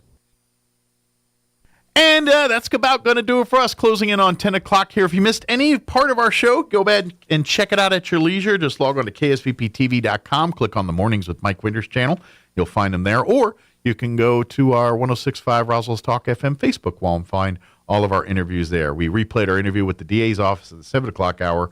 And, of course, we just had Peggy Boland from Camp Invention a few minutes ago. That's going to do it for us. Have an amazing day. You're listening to 106.5 Roswell's Talk FM, KEND, Roswell, New Mexico. Take care, everybody. Breaking news this hour from townhall.com. I'm John Scott. President Biden declared unwavering support for Ukraine during an unannounced visit to Kyiv to meet President Zelensky. White House correspondent Greg Clugston with that report. The two leaders met at the presidential palace where Mr. Biden told Zelensky that America stands with Ukraine. Following their talks, the presidents walked the streets of the capital city, visited a cathedral, and laid a wreath at a war memorial. Air raid sirens could be heard as the men left the church. Mr. Biden's trip to Ukraine was shrouded in secrecy due to security concerns and took place ahead of his planned visit to neighboring Poland to show solidarity with Ukraine. Greg Clugston, Washington. Secretary of State Blinken has called for Sweden and Finland to be accepted into NATO as